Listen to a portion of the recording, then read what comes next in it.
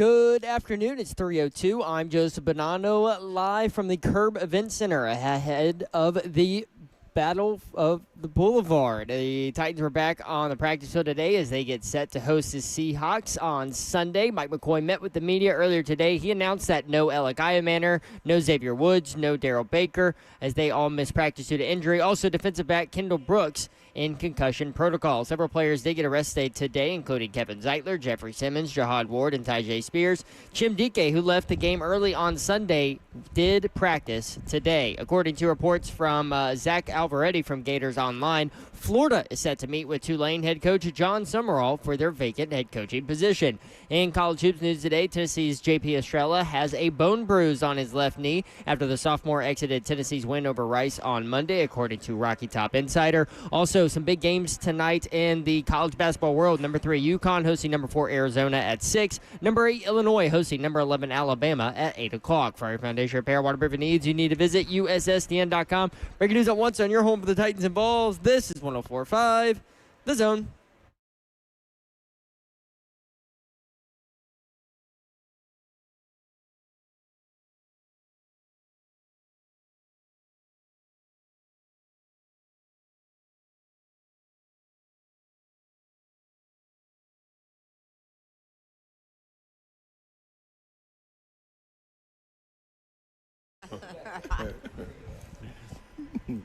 Three HR 104.5 The Zone Wednesday edition. Appreciate you being with us. Brent Doherty with you on a beautiful day in the Music City. We are broadcasting live from Belmont Curb Event Center. The Battle of the Boulevard taking place tonight. Lipscomb and Belmont going at it. The women play at 5. The men play at 7:30. With regard to the men, look at you. You can watch this show live. YouTube, Facebook Live, Twitter, and Twitch. What happened? Twitch, please. I was coaching Kirby. You came through a little loud on me, and it was very loud. I was bellowing. Yeah, you were coming through. Yeah, I love being in the atrium here. It's very beautiful, especially during the Christmas season because they have a massive Christmas tree. And along the base of the Christmas tree, there's like the tree's so big, there are probably like 50 poinsettias. Yeah. Is that how you say it? Poinsettias? Poinsettia? Is it poinsettia? Poinsettia. I like poinsettia. You know those are toxic to dogs. Mm-hmm. They are. Dogs, see, hey, man. Dogs just run around here, man. Man, dogs out here living a wild life, dog. They can't eat, dog. They can't eat nothing or anything. The word of the day is dog. Let's count how many times dog is said today. That's dog, 2. I'm telling you, 3. Like, it's wild, though. Like, first of all, why would a dog want to eat a poinsettia anyway? I said it again. Well, I don't know, but Mr. Babs tried to get like 4 for the crazy wild Mike Palmer dog. So cats and he's like, maybe Palmer will try him. We'll see if that's true. Cats and dogs. They're 6 and 7, Babs, just for you. 6, 7. Cats and dogs, when they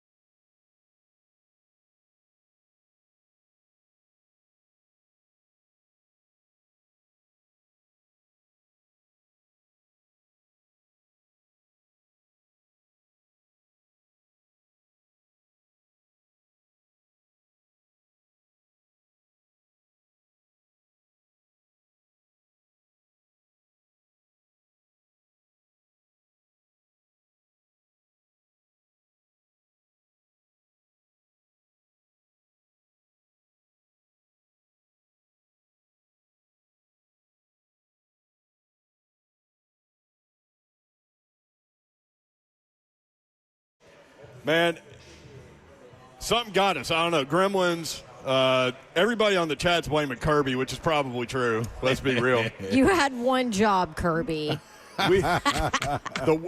Just to reset, the word of the day is dog. And we went through 6 and 7 at the same time, which made Babs happy. Yeah. We're up to 9 now, even if it didn't go across the air. But we were talking about, like, cats and dogs, like poinsettias We are don't poison. have to go back to this. That we dropped for a reason. No, but I want to know the answer. And so when we talk about things that we don't know, immediately people smarter than us hit us on the chat and explain what's going on. So poinsettias are poisonous to dogs and I think cats as well. But they both, like, if they start eating grass and stuff like that, like leaves, they've got some kind of thing going on internal. I don't know if it's like a mite or a disease or I don't know what it is. Something to make them err. Yeah. That's what they told me. And that's what happens, right? Your dogs start yakking all over the place. That is correct. Yep. So the word of the day is dog, and that's 10. Coming up today. Who's a dog on the Titans? Oh, that's a good Oh, one. no, It's a small list Yes, right now. It is. Known dogs. I mean, though. Big Jeff is given. Oh, he giving big dogs. Yeah, he's a given. Who else? I mean, Big Jeff and Cam. I would say Is DK a dog because of his special teams work? Cedric, not really his Cedric, first. Cedric Gray is. Not yet. Cedric Gray. That's a good one. Cedric Gray is. Yep. Said definitely. I'm gonna be real, man. There's not. Skoronski. You think Skoronski? Absolutely. To be able to come back, even the thought of coming back after that appendectomy, you got to have some dog in you. Okay. So are we saying got it in him and it just ain't hit, or No. J.C. Latham? He is a dog. It just ain't. He ain't barking right now. He's struggling. Yeah, he's struggling right now. He don't know. It's like he just got the collar on, Right. so he don't really know what to do with this. Should I go outside the line? Should I still be myself? I don't know what to do yet. Yeah. Amani Hooker apparently still is. No, you don't. No. Not to me. No, you don't get to describe him as a dog when you say you don't see it. Yeah. So Like you're absolutely right. You're absolutely A right. dog, and we're talking like Yeah, DAWG. we lost 2 of them. Yes. Brownlee and Roger McCreary. Right. Those are gone. They're anti-dog over there. Yeah, they don't. No, yeah, it's certain dogs. That's all it is. Yeah. Cam, I think Cam. but that's Do you think potentially he's though. lost it? No, I think it's that. We just ain't seen it yet. We're just I think they not see it in the seeing locker room. Yeah, we're not. I think they definitely his teammates see it. Yeah, but it's us though. Oh, us. Yep. We got to see it. Yep. Okay. Here's the other question: Who is Tony playing? Who is playing at a dog level? Oh, That's from Jackson in the chat. Now you're getting somewhere, Babs. Because Now the one answer is probably Big Jeff, right? That's the one answer. Yep. It is the Battle of the Boulevard coming up tonight. Yeah. Let me reset that. 5 o'clock for the women's game. Belmont and Lipscomb. 7:30 for the men. In Sorry, terms of, we're still going, Mayor. let me get this out, Okay, please, go ahead. before we break. Go ahead. And then we can do whatever y'all want. We've already said that word 20 times so far, according to my count. Belmont and Lipscomb on the men's side. This is matchup number 152. Belmont Lipscomb actually leads the series 76-75. How about that? It's like Duke and Carolina. 151 matchups, 76-75. Now Belmont has won 19 of the last 22. And the last 3 games have come down to the buzzer beater shots in the last 3 games. That's tough. 7 of the last 14. Wow. Last possession. That's tough. How great is that? Isn't it? Yeah, that's one of them you got to be. That's a heck of a rivalry. You got to be them. Yep. That's some serious history. Tickets at the door, or go to BelmontBruins.com/tickets. You can call 615-460-BALL. They have a Battle of the Boulevard ticket special, not tickle special. I was gonna that say would be something. They tickling people when they come in. I don't know how you get away with that, but Yeah, that's not creepy at all. the ticket special is you get a reserve seat for the Battle of the Boulevard doubleheader today, as well as a ticket to any 2 other home games this season for $33. We're going to talk with Bart Brooks, the women's coach at Belmont, in the next segment. We'll talk with Belmont men's basketball coach Casey Alexander. Casey at 5:20. Casey Alexander has taken both of these schools to the NCAA tournament. Yeah. Yep. How strong is that? Left a great foundation. Absolutely. By the way, Bart Brooks, his OVC record. His record versus conference opponents is 111-14. This is year 9. Yeah, just don't even come in here and play us. In this building, he's 65-11. Yeah, don't come in there. I no need. That's some serious success. Yeah, man. no need coming in and playing us. By the way, in terms of Belmont's women's team, they are hosting in December Princeton, Kentucky, and Duke. Hey. All in December, all right here at Curb Event Center. Kentucky is full of dogs. Big dogs, too. And he plays all the big dogs together. He got like 3 dogs? Young ladies over 6'5", and he plays them. Yeah. Together. Oh. Like when I say they dominate, they shoot the 3, they go inside, beat you up, play volleyball with the ball on the backboard. Like this, hey, man. Woo-wee. Belmont women play in the Bahamas in a tournament next week. They play Ohio State with Jelani Cambridge. Turn me down a little bit, Kurt. She was the freshman of the year last year in the Big Ten. She is from here in Nashville. Absolutely. You're very well aware. Happy birthday, Jelani. Is that today? Today, I think so, if I'm not mistaken. Hey, she's a dog. Oh, every bit of one. You better believe it. And her sister, who you know very well, is on Bart Brooks' staff. Man, you talking about a story. I wish we could get her up here and interview her. Like Jordan? Oh, my gosh. Hey, man, you talking about a story of resilience? Played 6 years at Vanderbilt because of injuries. Yeah. Came back every year. Yeah. Better than she left. Like, these are knee injuries, season ending. Like, Speaking of knee injuries, pretty tough. Michael Penix Jr., Done? partially torn ACL. Oh, come on. Season-ending surgery. So in 2018, he tore his ACL. In 2019, fractured clavicle. In 2020, torn ACL. 2021, sprained AC joint. 2025, partially torn ACL. Golly. Speaking of injury, great news for Tennessee big man J.P. Estrella. Bone bruise. Bone bruise. That's like the best. Yeah, This is it great looked news. like an Outcome. ACL when Yeah. it happened. Great news. And I was telling Steph, and probably should have clued into this a little bit. They initially, I mean, you went through it. They can tell immediately with the structure test with their hands. So for thinking back about it, for Rick Barnes to say, he gave kind of like, we're hoping for positive news, maybe what did he say? Maybe a hyperextension. So looking back on that, I should have clued in that maybe that initial structure test told them that it wasn't an ACL, but then you make sure with the MRI. That things can get testy out there. Sometimes everybody just don't blow up after doing the test. Mine blew up immediately, swell up. So when you tore yours, you went to the locker room, got ice put on it, found out. I didn't do ice out because I was trying to get back out there. So give me a brace. They was like, nah, man, we got to do this test. I was like, do not do the test. They did the test. Blew up. And so you went back to the bench. Yeah, after I cried for about 15 minutes. Yeah. Like real Then I cry. went, hell yeah. I put the towel on my head like, dude, everybody get out of here. Yeah. I was hurt. But then went back to the bench like, let me go back out here. Yeah. Be with your teammates. Yeah. Also coming up today, Coach Mack presented by Two Rivers Ford at 4 o'clock. Titans hosting the Seattle Seahawks Sunday at noon. They are a 13.5-point underdog.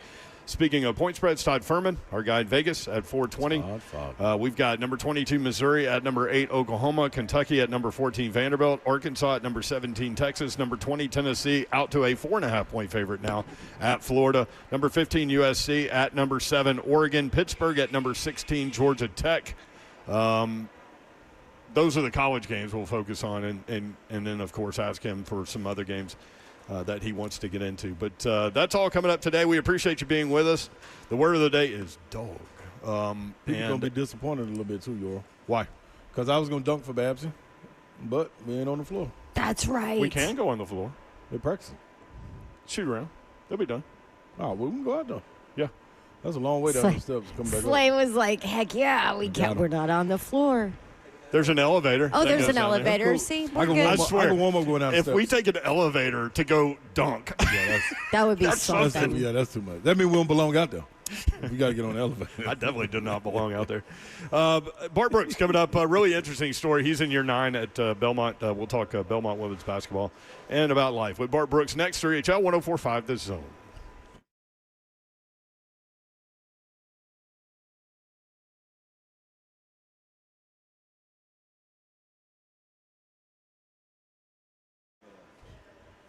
All right, are you pumped to watch some NBA games? Maybe you were out of friends and they were like, oh, yeah, I got the setup. Come on over. But he wasn't ready for prime time. You thought he was a big Hoops fan. Turns out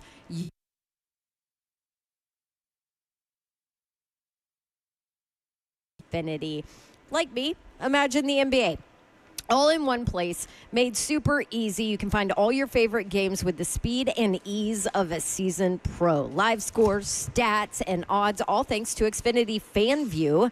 And if you have a friend who's watching games like a rook, now is the time to introduce them to Xfinity. The most live sports and insane picture quality. Nobody does it better. So next game day, make sure that big fan isn't a big fail. Be the best at watching basketball with Xfinity, proud partner of the NBA. Xfinity, imagine that. Restrictions apply. X1 box required.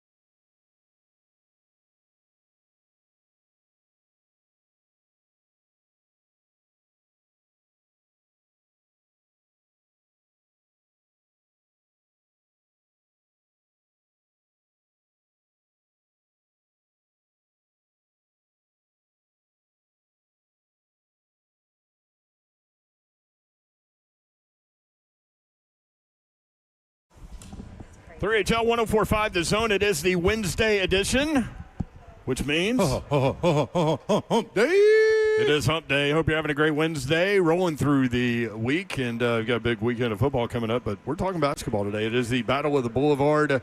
The women play at 5 o'clock, Belmont and Lipscomb. The men play at 7:30, and you can definitely be here. You can get tickets at the door.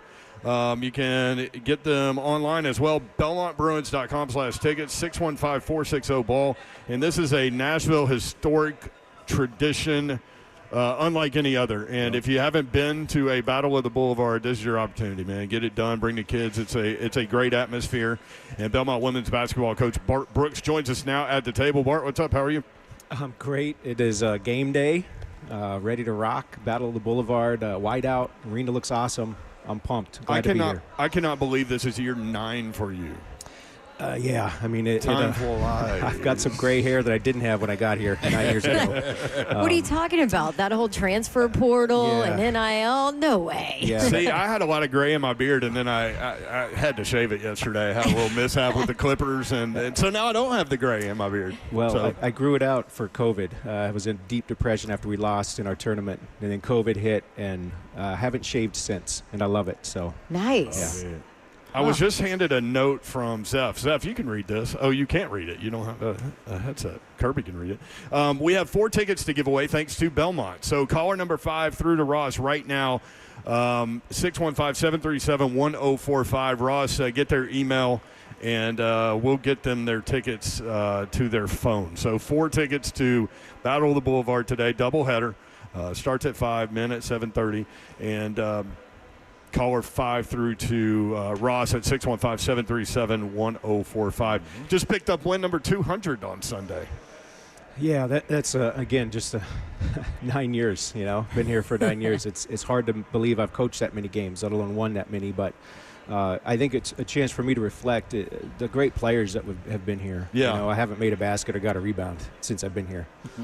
And we've got a great staff, the army of people, the people at Belmont that support us. I think it's just a testament to the group of people that we have around this program who have allowed us to have sustained success. And I get the credit for it because someone, you know, is attached to a record. But I know that it's not me. It's a whole group of us that have done it together. I've only lost 11 games in that building. That's crazy. I bet you remember Wow. each and every one of them. I remember dude. every one like it was yesterday. Coaches are funny that way. Every one of them. You can't take the forgetting serum. You can't get that? I tell our players to, but I can't. I don't have a dose myself. Some of your players just walk by, very tall. You know what? I think we just sent all the tall ones through. I think we've actually got probably the best 5'8" and under team in the country. Yeah. That's usually our calling card, but this year we do have some size, which I'm excited about. So what does the Battle of the Boulevard mean to you? You know, it's I think back to the legacy of Don Meyer, Rick Byrd, the sold out Vanderbilt, you know, games when they had to take it over there, and Yeah. and then just even when I got here, Casey was coaching at Lipscomb, and Coach Byrd was here, and the battles on that side. And then for us on the women's side, it doesn't matter what our record is, what their record is. It's a battle. It's a hard game. It's a competitive game. They play great against us, no matter how good we are, how good they are. And our players, I think, have a respect for that. And there's a familiarity, and there's pride. And I think I've got 3 or 4 texts from alums this morning about, remember how important this game is. Yeah, hey, idiot, don't mess this up. Yeah. Don't forget. So does it feel different, like, you know, heading into, I mean, you try and say, hey, nameless, faceless opponent, right? I know that, but does it feel different? Yeah, it does, and I talked to our team about that. That this is a rivalry game, and it's another game on our schedule. You know, it doesn't count for more than the other games, but there's going to be a lot more surrounding this game, a lot more outside the lines, a lot more. You know, there's white T-shirts on every seat in the curb. It looks great. There's going to be a great crowd. It's there's stuff happening on the periphery, but we've got to stay focused on what's happening between the lines. But there is more to this. Yeah, you have to do a live radio interview with us at 3:30 with a you're 5 an o'clock game. Yeah, an hour and a half away from tip, and you're Yeah. sitting with us. I'd usually be asleep right now, so it's probably a good thing I'm awake. Oh, sorry, Yeah. Coach. Hey, we know how important nap time is around here Gotta with have it. Slade. I gotta have them. So I do want to ask you though, how important is it for your staff that you put around you and one in particular that grew up right here, Jordan Cambridge. How big has he been coming along? Well, I tell you what, I think I referenced it earlier with the wins in the program. Our staff is a huge part of that. Yeah. The longevity of my assistant coaches, Jamie Givens, Amy Malo, Jessica Holman, and then Joe, Jordan Cambridge, who's a Vanderbilt, double master's degree at Vanderbilt, has been through every injury known to humans. Yes. And persevered and busted her butt, and she has been an unbelievable jolt of juice and energy to our program. And I think I learned a while ago, one of the best things I did was hire people who are smarter than me, and she fits that category very well. So yeah, we're blessed that she's here, and she's a Nashville legend, and I love having local kids who have looked up to her, who can talk to her in recruiting and understand kind of our players who are going through stuff, stressful, injury. She's been through it all, and so that's cool to have that experience. You got 2 degrees, Coach. Come on. I do. You're just one short there, Faux_scoop on YouTube. Shout out to my sister-in-law, Jessica Holman, assistant coach for the lady basketball team. Let's go. There you go. Speaking of Cambridge, you're going to play Ohio State in the Bahamas. You get to deal with Jelani Cambridge. That is no fun for anyone. You got big sis on staff though. You might have a couple of tricks. We might have some tricks. I'm trying to get the mental side. What's the mental game we can play here? Try to give her. They played here last year. I tried to give her and her teammates all you can eat and drink. Gift cards to Tootsie's, and they didn't accept the night before. But we've got our hands full for sure next week. Coach, what has been some of your, you go through checkpoints in the season, especially getting ready to come out of the preseason, out of the offseason. But when you get to Christmas, is it any goals that you've wanted to hit, or your team kind of ahead of where you thought they would be at this point? Yeah, I think we put together a schedule where we're tested early. We're at Oklahoma to open the season, at Tennessee last Thursday. I think for us, when we schedule those games, we've got to figure out a way to win some of them. Mm-hmm. And we've been in the games, we've competed, but we haven't found a way to win. So we've got, obviously we've got to take care of this local rivalry tonight. Absolutely. But then we've got multiple games in front of us that are at-large tournament teams that we've got to find a way to win a couple of those games. And that's our goal. That's our charge every year. You've got 3 home games coming up in December. I want to let everyone know your opportunity to see this great group of ladies and coaches, Princeton, Kentucky, and Duke, all coming into the Belmont Curb Event Center. Yeah, I probably need to fire the scheduler. That's what I need to do. That's a challenge. Wasn't that you, Coach? Yeah, that was me. Yeah, I have. That's again, hire people smarter than you. I should have given that to someone else. But yeah, we're excited about that. Obviously, cool to have that caliber of players and teams and coaches in our event center here in the Curb. Coach, I get the opportunity every now and then to get in the gym with some of these younger athletes, and there was one that just walked by, Jalen Banks. What's your thoughts on her, and how is she progressing for you guys? Man, I just feel better about having her on my team. I go into these games. We were at Tennessee last Thursday, and they're a pressure team, and they're 94 feet for 40 minutes, and we laid a lot of the burden of breaking that pressure on Jay, and she handled it beautifully. And then she defended really well, and then she created shots for our team. So there's a competitor in there that she's just a different level of motor, energy, effort, competitiveness, along with really talented playmaking. So I feel really good when she's on the floor, and she's grown tremendously. Yes. I'm so proud of her. Yeah. You guys had a 4th quarter lead in that Tennessee game. 4 games in, what have you learned about your team so far? I've learned that we are not very good yet, and I think that's November basketball. I think in a nutshell, that no one really knows what we're doing. I mean, we've had kids run the wrong way in a jump ball. Go to the wrong basket. We're going to pass it. You ever do that play? No. Yeah. we corrected it after game 1, but we're the little things that we're trying to work our way through. But what I've learned about our team is I love how competitive these kids are. Yeah. We don't execute. We're not connected yet offensively, but we're competing and we're fighting and we're battling. And I think Tennessee set a world record for offensive rebounds in that game because of their size and athleticism. But our kids are fighting and they're battling, and I love that about them. And I think that's going to put us in position once we figure out how to connect and execute, that we have a chance to beat some of these teams. from that standpoint, potential and all of that. Do you feel it with this group? Do you see it? And as opposed to maybe how you felt prior to the season? No doubt. I didn't know what we had going into the season. I think, 8 returners, 7 new players. That's the era we're in where you're meshing a lot. Every year. And we're a lot of players in new roles, a lot of unknown, a lot of unproven players having to be relied on every night. And so we're learning our way through that. I think we've had I think we had the best quarter maybe that I've ever coached in my life at Belmont, the first quarter at Dayton. And then it was followed by maybe 2 of the worst quarters I've ever coached in my life in the second and third quarter. So every possession is a surprise sometimes. But I really do think there's something here, and our team is working really hard, and we're close. When you go through those stretches, what's a piece of advice that you would give young coaches, not necessarily yourself, but young coaches coming up about those runs and how you get in and out of them, and don't let it, kind of stain you for a game? I had to coach myself a little bit because I don't think I did a great job. A great job of handling that at the first couple of games we played. But I think just the definition of mental toughness is doing what's required when it's needed. And I think having our players keep that mindset that wherever your feet are, that's where your head's got to be. Right. And you got to focus on what we can't. We're down 14. 0-14 start at Oklahoma to start our season, and the first media timeout. It's like, well, that didn't go very well. That was not a good start. Starting now. But, we can't. There's no such thing as a 14-point basket in basketball. So all we can do now is we can execute and get a great shot, and they'll shoot it with conviction and let it rip and see what happens.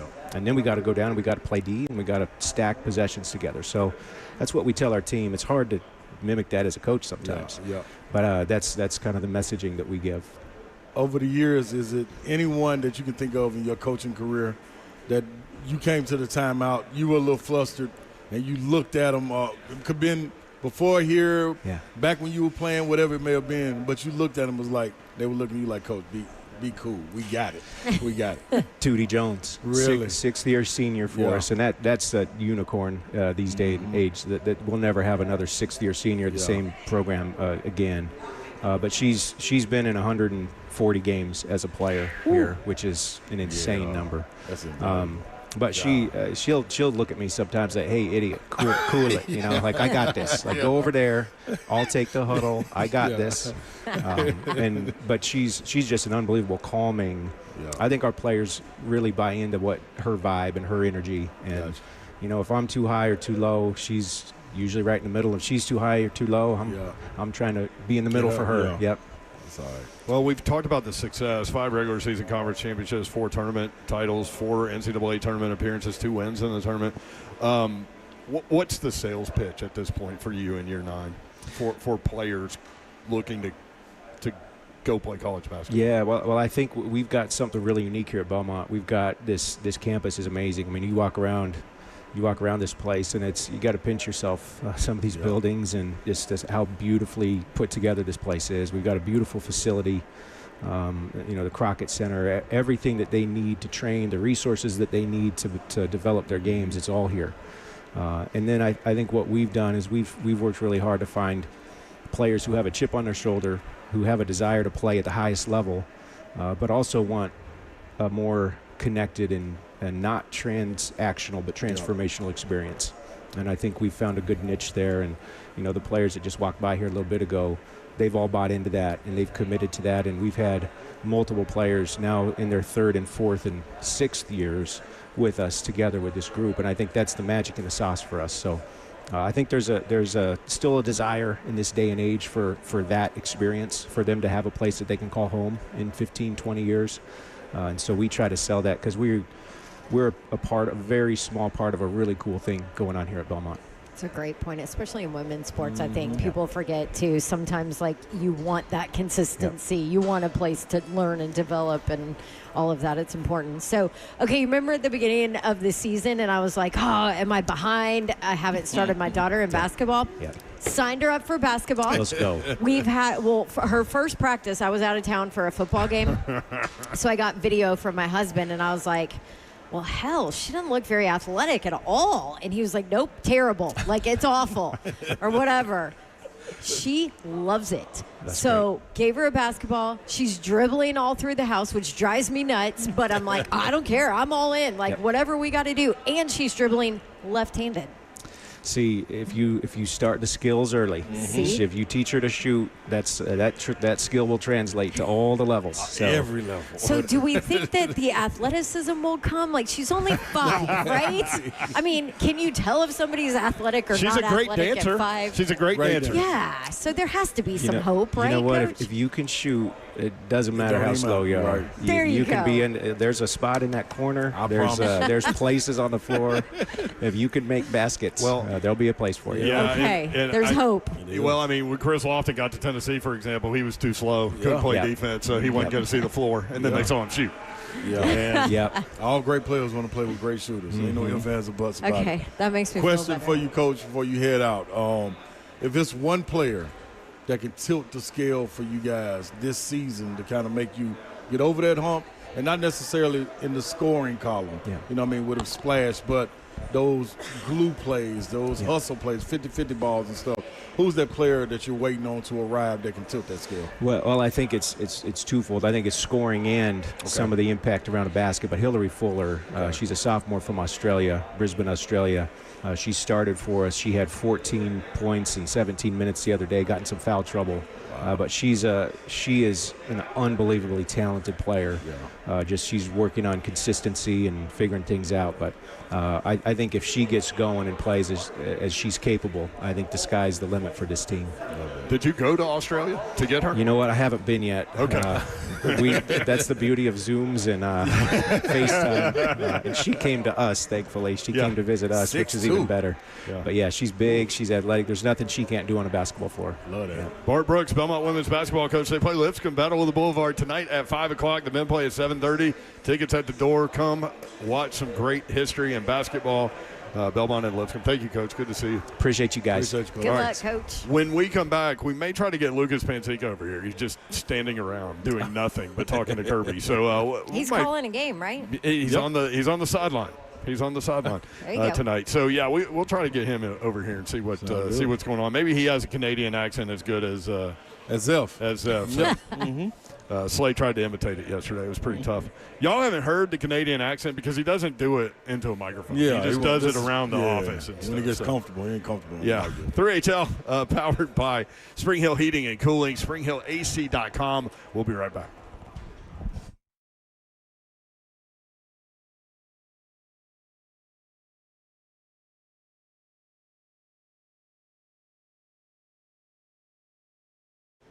Want to tell you about Zero Res because the holidays are here. Thanksgiving next week. Yeah, maybe you need to get your carpets clean before your family comes to town. You don't want to be like that family, right, that has people over and your carpets are disgusting.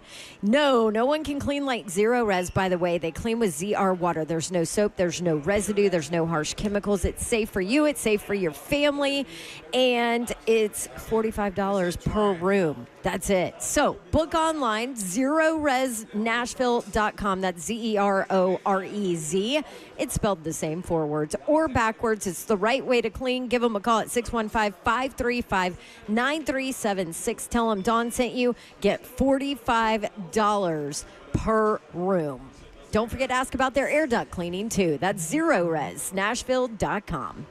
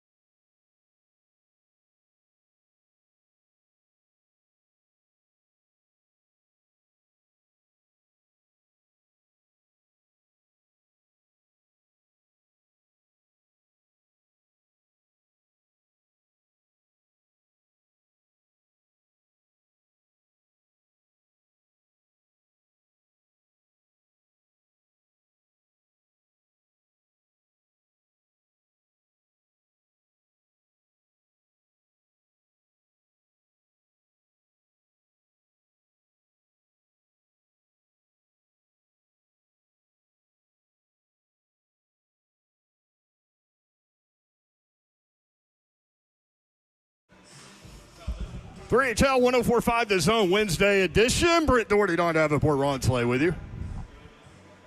Woo, I'm out of breath. We're in the atrium at the Belmont Curb Event Center. Belmont and Lipscomb going at it tonight. Women at 5 o'clock, men at 7:30. We just went down to the floor, and I'm out of breath because I came running up. Everybody else is coming up. There were a bunch of we got our hands on a basketball, and there were a bunch of air balls. Lucas Pansica sitting down at the desk. Lucas, that was quite a display, wasn't it? It was a display of athleticism. What's up, Panda Man? What's up? It smells like popcorn in here. That's game time. Like the good popcorn. Do you know why? Because the concession stand's over there, Lucas. Yeah, but it's like the good movie popcorn. Yeah, that. Listen, if you go to a game and you don't smell that, take me out of there. Mm-hmm. Take me out of there. I don't think Yeah, I there's a won't better play. smell than that, than popcorn in a Hot stadium dogs. or an arena. Hot dogs in there too. I think Babs is down there talking to Jill Jelnick from She is. Fox She was. 17, who was very impressed with our shooting ability. Yes, she was. There were more air balls shot than anything. Yes, it Than was. makes or did anybody ever make one? Slay made I made a, one. Made a little 15-footer You did? from the corner, short corner. Okay. So when did you decide to bail? Well, what point did you think, nah, this isn't going to happen? Yeah, Let's- Babsy, The going down goal the was to steps. dunk. This did it. Yeah, but going down the steps, Babsy said, "Slay, are you serious? Like, do not hurt yourself. You don't do that. Once you put that into the atmosphere, Yeah, you don't do You that. don't want to undo all that Yeah, rehab. I'm all for you not doing it. See, As that's badly as I foolish. wanted you to do it. I will tell you this: if I At can warm up, at 44 years of age. yeah, if I can warm up, get on a bike or something, but just going down that cold turkey, that ain't gonna work. Plus, for somebody saying that, no. Did you get the clear from Dr. Rob to do that? Dr. Rob said you can do. I said I want to get in the gym and shoot. He was like, "What's stopping you?" So Okay, Oh. good. got clearance for that. But as far as jumping and stuff, You had clearance, Clarence. Yeah. When I came up the stairs, Scott Corley, the AD here at Belmont, said you will not be receiving a scholarship offer for anything. He said, don't quit your day job. Yeah. That's do it. Lucas, what are your responsibilities here today? I'm doing sideline on the men's game. I should probably pick Don's brain a little bit. Yeah. This Ooh. is a little bit outside of my comfort zone, but I appreciate them having me. It's a great atmosphere, obviously, and great folks on both sides. I'm just excited to see just kind of take it all in. So on the men's side, Lipscomb leads the series 76-75. Yeah. How about that? It's pretty appropriate for how close the games have been for the last couple of years, right? Last three have come down to the last possession, too. So pretty appropriate that 151 meetings, it would be that neck and neck. They got guys that are locally born and raised here, especially Isaiah West. So I'm not sure how he's responded from. I know he had a knee injury when he was at Vanderbilt.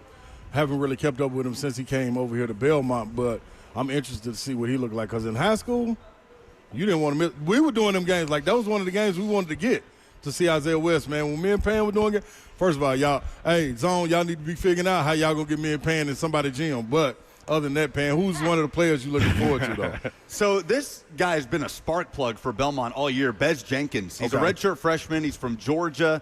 He's averaging just under 6 rebounds a game, over 12 points a game. And he's an example of something that is just part of a bygone era at this Yeah. point, right? Like bringing guys in and then developing them and redshirting them. It's a crazy concept. But that's kind of what Belmont's roster is made up of. Like, it's Yeah. like the good old days over here where they're supplementing in the portal, Slay, Yeah. and not building their entire roster in the portal, which is what 90% of mid-major programs kind of have to do at this point. And there's some of that on the Lipscomb side as well. Guys, Grant Asman, right? Yep. They've been doing it for years. Yep. So I think it's cool. It feels like we kind of have an old school feel to this matchup. Yeah, all of this is well and good, but I have a very serious and important question for you. How do you every day put up with Buck Rising? It's We see him in passing. We don't have to deal with him that much. people ask me that all the time, and it's honestly so much easier than it looks. Like, you know how easy it is to call out something dumb that Buck is saying, or to just address something like, you know, we'll be. That's a great Like, point. it's not that hard. It's Yeah. not. So we'll be sitting up there on that balcony at the station watching Robert smoke, right? That's like part of our pre-show routine. Oh, And- we call that the lanai. oh yeah? Yeah, we envision a beach out there. Oh, I all like kinds of that. things. Yeah, palm Okay. trees. Well, every once in a while, you'll hear whether it's going down Music Row or buzzing by on the street, like one of those cars. It's like a 2008 Infiniti, but it's just so loud. Like they just redid the engine to where it just makes sure the entire city is like, oh, wow, good job, congratulations, everybody can hear you. That's what Buck is, you know what I mean? Like nothing he's saying is intelligent or nuanced. It's just louder than everybody else. But like they're still driving a 2008 Infiniti. Right. So it's a lot easier than I think it seems. Well, you guys are, in all seriousness, you guys are rolling 10-1, and the addition of Bert to your group is phenomenal. And I know y'all are kind of like us. You kind of just roll with wherever it goes, and that can be a fun thing. Just see what happens. Yeah, Pan keeps them in line, though, guys. man. Pan does a great job. He's always the one when I'm watching that pulls everybody back. I'm like, Pan, that's very professional. Who's that here? Babs all day long. Yeah, Yeah. for sure. Oh, yeah. For sure. I kind of needle. Like if I hear something going a crazy direction, I'll keep it going that way. I'm just gone. No, I'm the red light. Slay will always go. Yeah, I'm out of here. Am I the red light, yellow light? I don't know. Moral compass? If you All had the one things. pointer for me tonight, what would it be? Oh. This is my second game doing sidelines ever. Oh. My first one was 2 weeks ago for the opener here against Air Force. Okay. One pointer, eavesdrop and listen and give fans something that they won't get except for you being there. Did it take you a while? Because doing the Air Force game, I felt so out of place being the guy in the suit standing in the huddle. Yeah. While Casey's, and I'm just like, I should not be here. Yeah. They're awesome. You know what I mean? The Yes. access is there, and I'm right there basically listening to everything, but that is way outside of my comfort. I want to be safe in my little booth and little side, but Right. I just feel like Isn't I'm so it out in the so wind. great, though? You're right in the middle Oh, of it's awesome. the emotion and the passion and the, it's Yeah. the best. And this place is gonna be rocking tonight. Don't wear a suit tonight. Wear like. I was actually going to ask you if that's what you were wearing. Is this 'cause- not? Is this not? No, I would Okay. judge you. I'm gonna run home. I'll be in there. I'm glad you said that. I'll be in there. I'll be in Are there you just really like that. wearing No, that? I'm going home. Believe it or not, I do have a suit at home. I got one or two. I mean, you don't have to wear a suit, but this is like a T-shirt No, and no, no. jeans. wear I a think it looks Belmont comfortable. jersey with no undershirt. Then I'll look like What an if he athlete. gets sucked into the game? Yeah, what by mistake? And they said, Accidentally. this He ain't guy. gonna let it fly. He gonna let it fly. I know what he I'll gonna do. still stick out. I was gonna ask you how much access did you have, but that's You Give have all that- the access, Oh, right? they're awesome. Because They're you're awesome. with the team. Yeah, it right there. awesome. That They're Babs great. hit on here. I'm That's jealous. I don't get that. By the way, first ever time in the Battle of the Boulevard that the entire Belmont staff played in the Battle of the Boulevard. No Really? way. Yeah, and That's Casey a Alexander great nugget. put up a 30 burger Did he? in the 90s. So I think he's got the career high out of his whole. Dude could chew. Wow. Casey That's a can great shoot. story. Yeah. Look, that Casey, is for man. sure. Wait, we have him on at 5:20. So Oh, nice. I'm That's bringing a that up. note. We'll bring it up. He gave me that note, so do not give me credit for that note because the only reason I know that is because of Casey. Of course, he good, gave though. you that note. I dropped 30 on these Yeah. fools. I'd be giving Well- everybody that note. Are you kidding me? Yes. Have fun tonight, and we'll be. I know you'll kill it. Thanks, friends. I'm gonna go put on a suit. For Babs, do that for Babs. Babs, Yeah. Babs just You- totally changed your entire afternoon. I'm told. I no. You don't have to wear a suit. Yes, you do, Pan. Pan. No, now I'm gonna wear a suit. She said, gonna not only wear did she, tux. not only I did just she said, say, are you don't- wearing that? yeah, and you said, should I not? And you said, I would judge you if you did. Yep. That's what you said. Sorry, It's okay. Panzika. Steve No, Lam- you can totally wear that. Just lose the sunglasses. Yeah. that'll do You know it. what Steve told me when Steve Lehman does the play-by-play, like after one of my first two hits, he was like, "Hey, lose the credential." Dog. Yep. It's like, thanks, That's, man. good, that's some good advice. You're getting advice from everybody. Just watch who you take it You'll from. kill it, Lucas. Thanks, friends. Thank you, Lucas Panzica. You can hear him with Buck Rising and Big Boss Burt 10 to 1 on weekdays on 104.5 The Zone. 3HL powered by Spring Hill Heating and Cooling, SpringHillAC.com. When we come back, we'll talk with Coach Mack, presented by Two Rivers Ford. The Titans hosting the Seattle Seahawks Sunday at noon. We'll talk to Coach Mack next. 3HL 104.5 The Zone.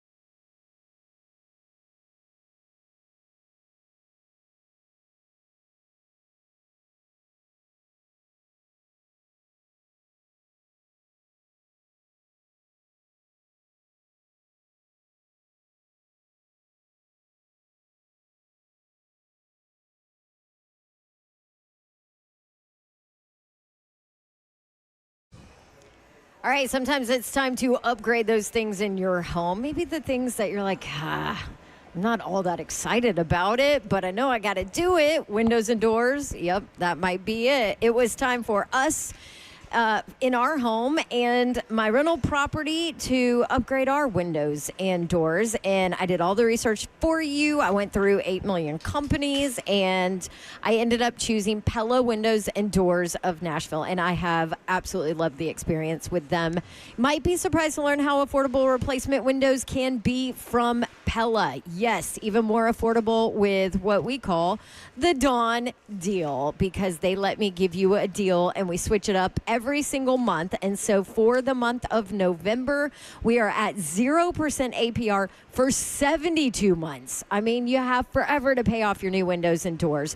And on top of that, 50% off qualifying installation. So just schedule your free consultation with Pella and check out the Dawn deal. Tell them Dawn sent you and you would like her deal, and they'll give it to you. PellaNashville.com is where you do it online, or Pella Windows and Doors of Nashville. You can call them at 615-249-1910. What's happening, good people? Big Slade coming to you with KellumStemCellInstitute.com. And in this case, when your back is aching, I'm talking about that pain is just unbearable, and you're thinking, I got to go get surgery. No, you don't. That's not what you have to do.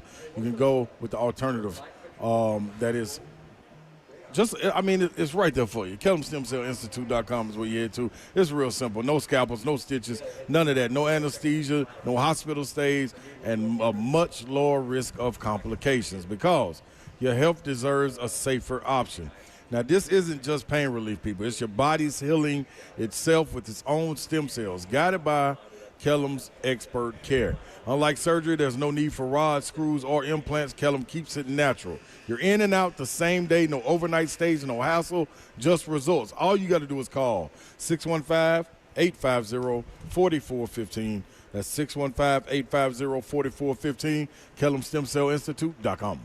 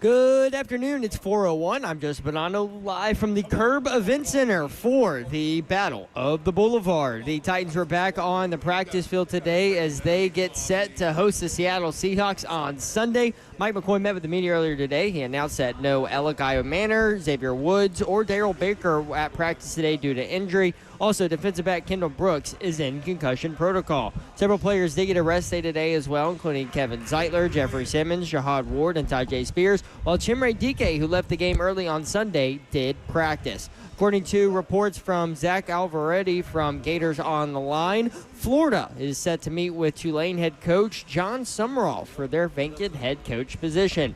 In college hoops news, Tennessee's J.P. Estrella had a bone bruise on his left knee after the sophomore exited Tennessee's win over Rice on Monday, according to Rocky Top Insider. And some big games happening tonight. Number 3, UConn hosts number 4, Arizona at 6. Number 8, Illinois hosting number 11, Alabama at 8. And the Battle of the Boulevard between Belmont and Lipscomb here at 7:30. Prairie Foundation Repair, waterproof and easy. You need to visit USSTN.com.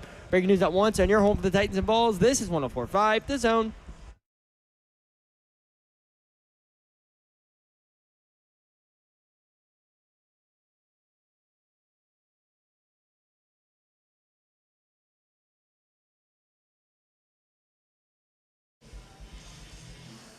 HL 104.5, The Zone. Britt Doherty, Don Davenport, Ron Slay. Battle of the Boulevard going on here at Belmont Curb Event Center, and fans are starting to come in. The women play at 5 o'clock.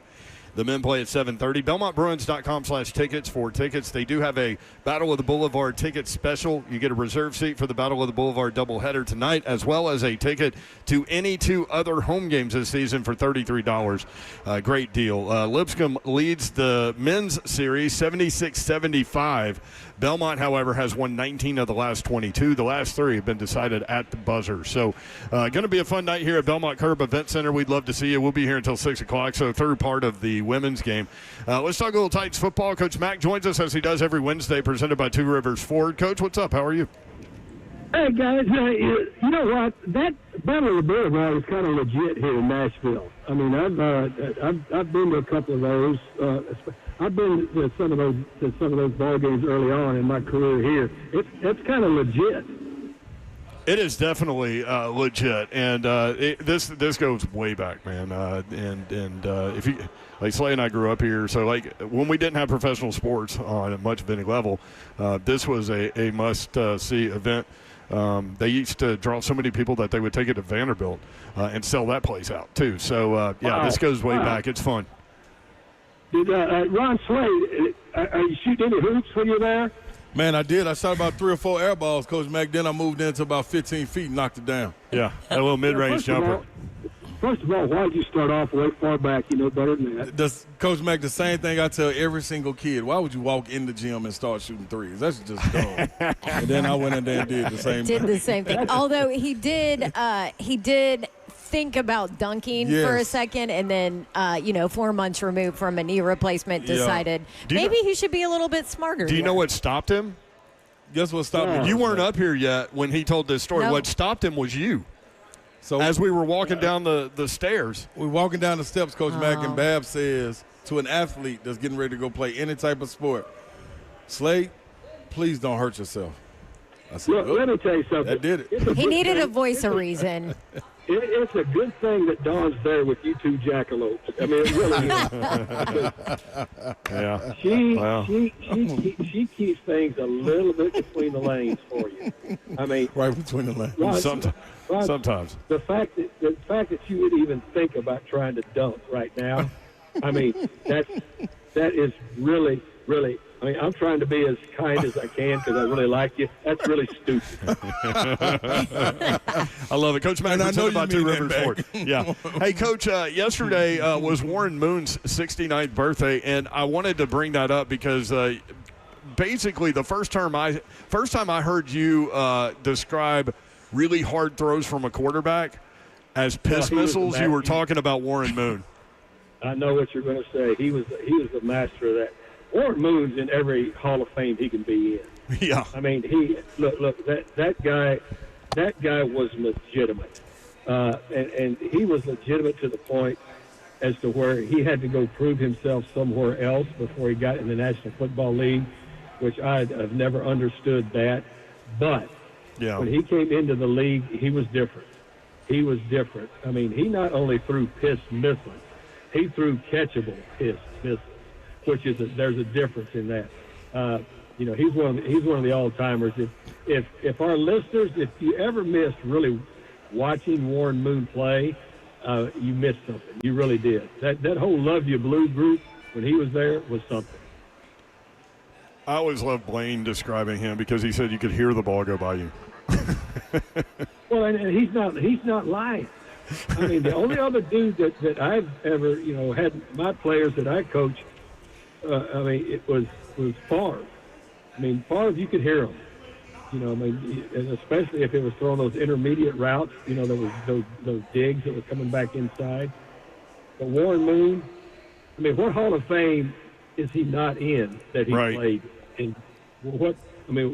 He's in all of them, right? Yep, college football, CFL, NFL, I'm sure high school. That's crazy. If you're in all those things on some level. So think of the type of performer that you have to be able to do that. Yeah, every level. Coach, every level. So right. I mean, very much so that you're honoring him right now. That's tough. Coach, tough loss on Sunday, 95-yard drive to get it tied. We'll talk about that in a second. But great to see Big Jeff back out there. And the move that he put out there to get that sack was different than what we normally see from him. And obviously we've talked a lot about him transforming his body. But, man, the athleticism is incredible. Well, if you're paying attention, you notice the first snap that he took, he was at the defensive end.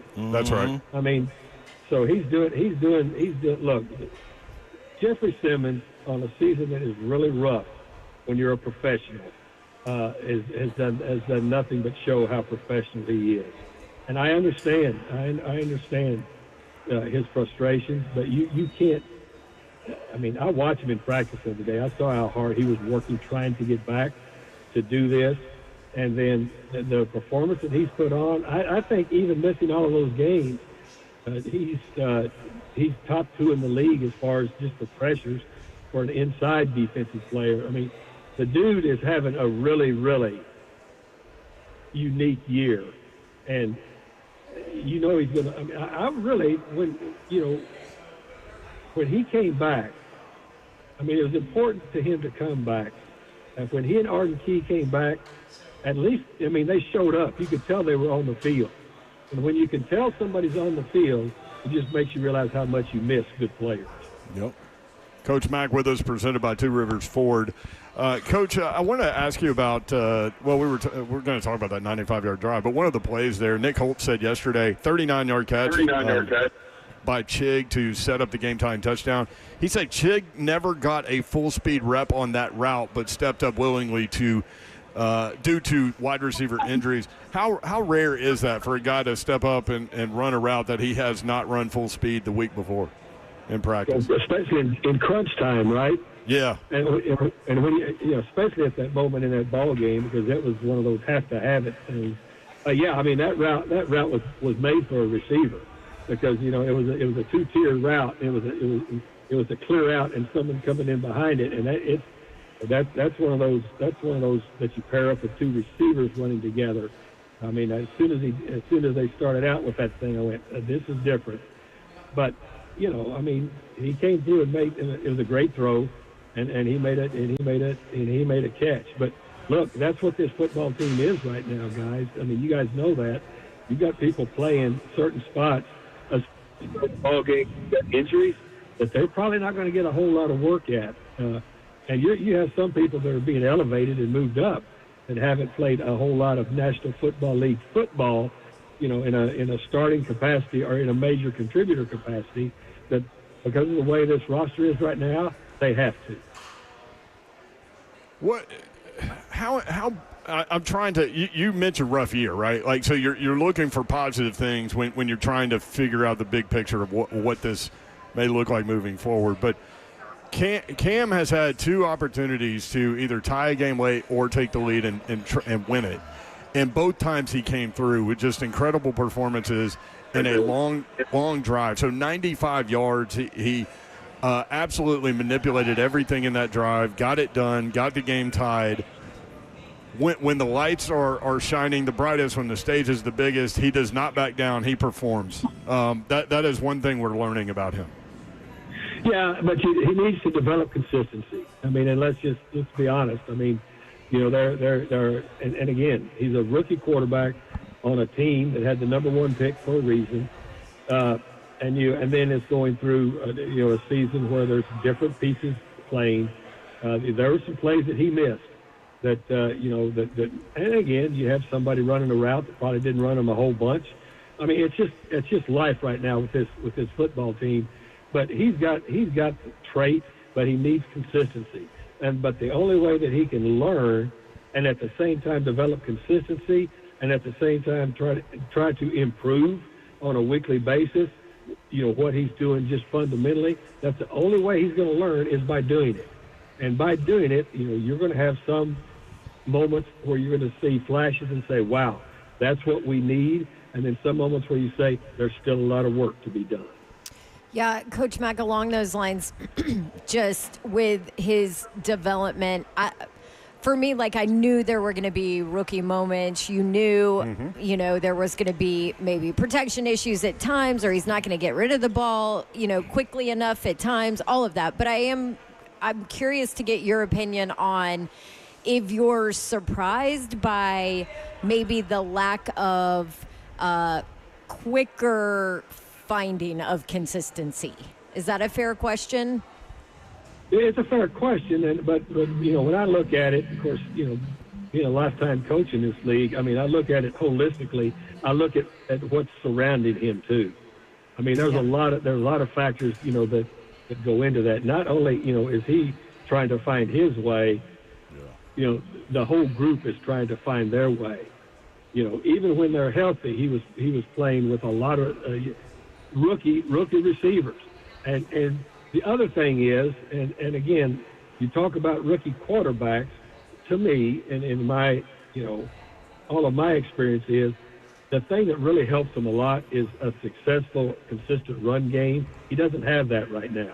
Yeah. He doesn't have that right now. So the issue is when you become one-dimensional on offense, even if you are an experienced quarterback, that gives the defense a huge advantage. When you become one-dimensional as an offense with a rookie quarterback and rookie surrounding pieces, that's really a struggle. Coach, Titans hosting the Seahawks this weekend. What are the challenges there with that group? Well, Jackson Smith and Jiba is the truth. That's where you start, right? Yes, sir. I mean, he is the truth. I mean, you really aren't even watching tape if you put that on and don't come away impressed with that dude.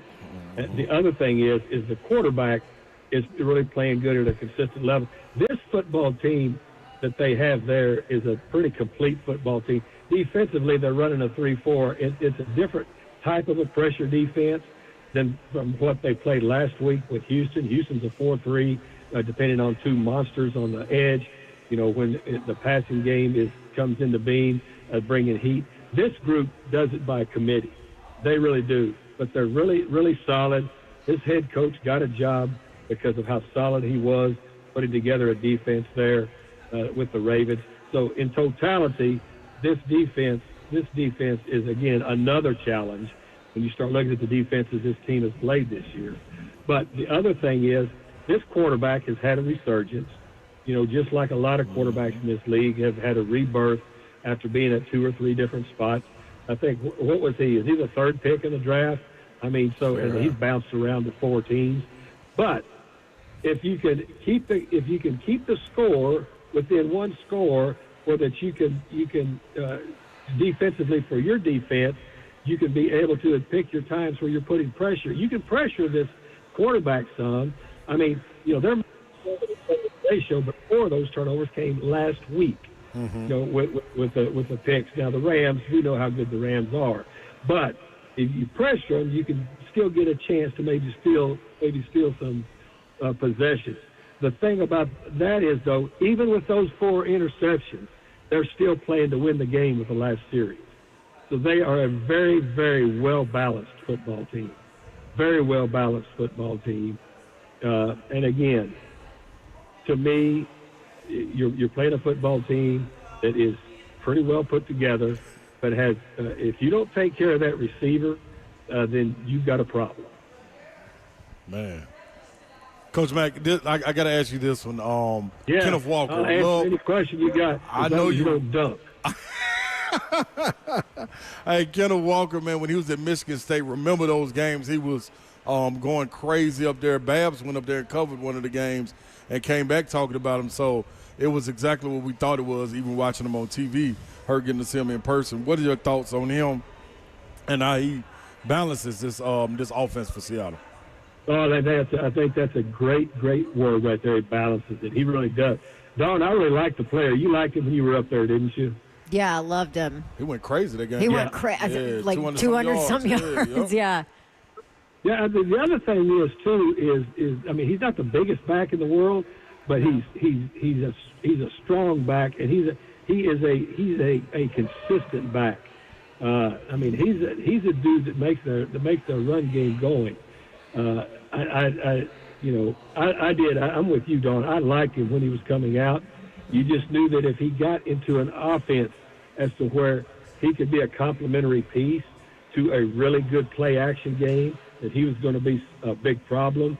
And I agree with both of you. This guy's a player.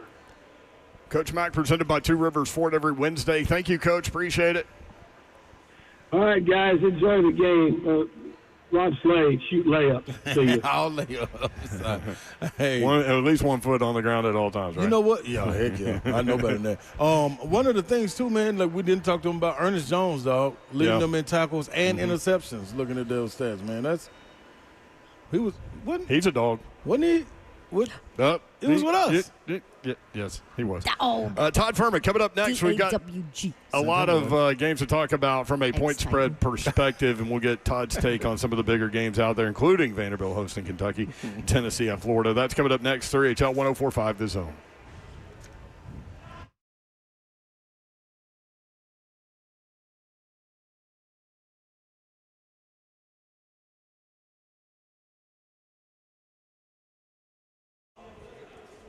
All right, I want to tell you guys about Aura frames. They're the cheat code for winning the holidays. They're personal, they're easy, and unforgettable. Is there somebody in the family that maybe always wins the present, competition? Like, oh, hey, man, that was the best present ever. Well, guess what? I'm going to tell you, this is how you do it with your family. Aura frames. Here's what they are. It's AURA. So you can download the Aura app, you get the frame, you put unlimited free photos and video onto the app, which immediately goes to the frame. Preload the photos before you give it as a present. Easy to share photos and videos, and you could even personalize your gift and add a message before it is opened, and boom, win the holidays with Aura frames. For a limited time, you can get a discount too, $45 off here for Black Friday and Cyber Monday off Aura's best-selling Carver matte frames. Just go to auraframes.com. That's auraframes.com. Use my promo code DAWN, DAWN, at checkout, and boom, $45 off. Go win Christmas. Terms and conditions apply.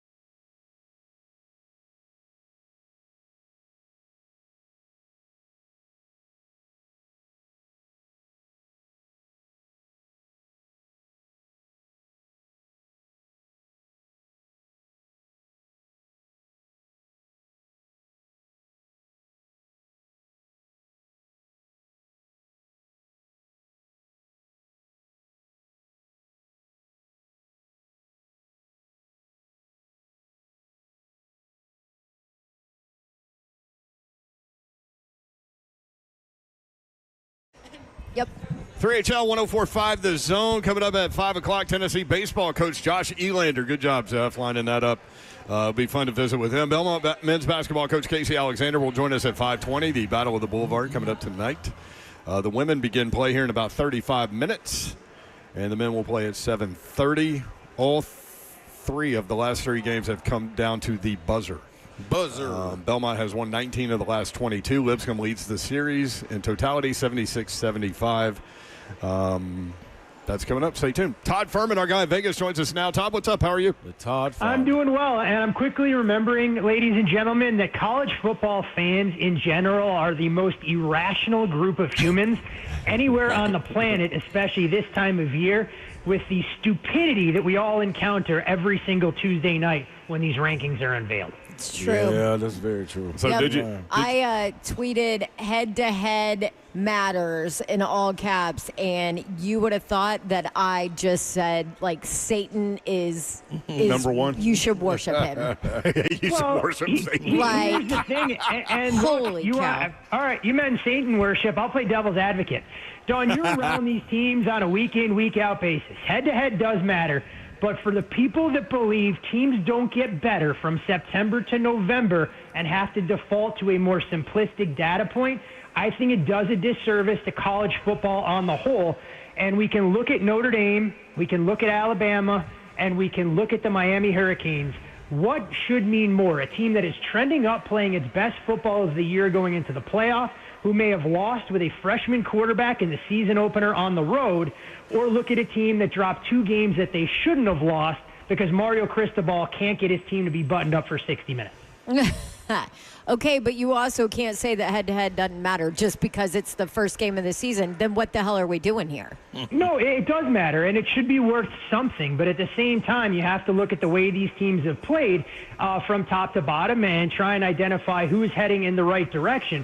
I mean, the people that want to discount Notre Dame claiming that they play a soft schedule, go look at Ohio State's strength of schedule so far this year. Not exactly like they've played a murderer's row of Big Ten opponents to get to this point in the season. They, of course, will see things get beefed up with Michigan at the end. And as SEC fans know all too well, every conference schedule in these power conferences is not created equal. That's so right. when people want to look at win-loss record and default to that as the ultimate way to adjudicate some of these cases, I think it does a disservice to all of these programs that are involved. And if anything, it discourages these teams from playing anyone with a pulse in the non-conference schedule.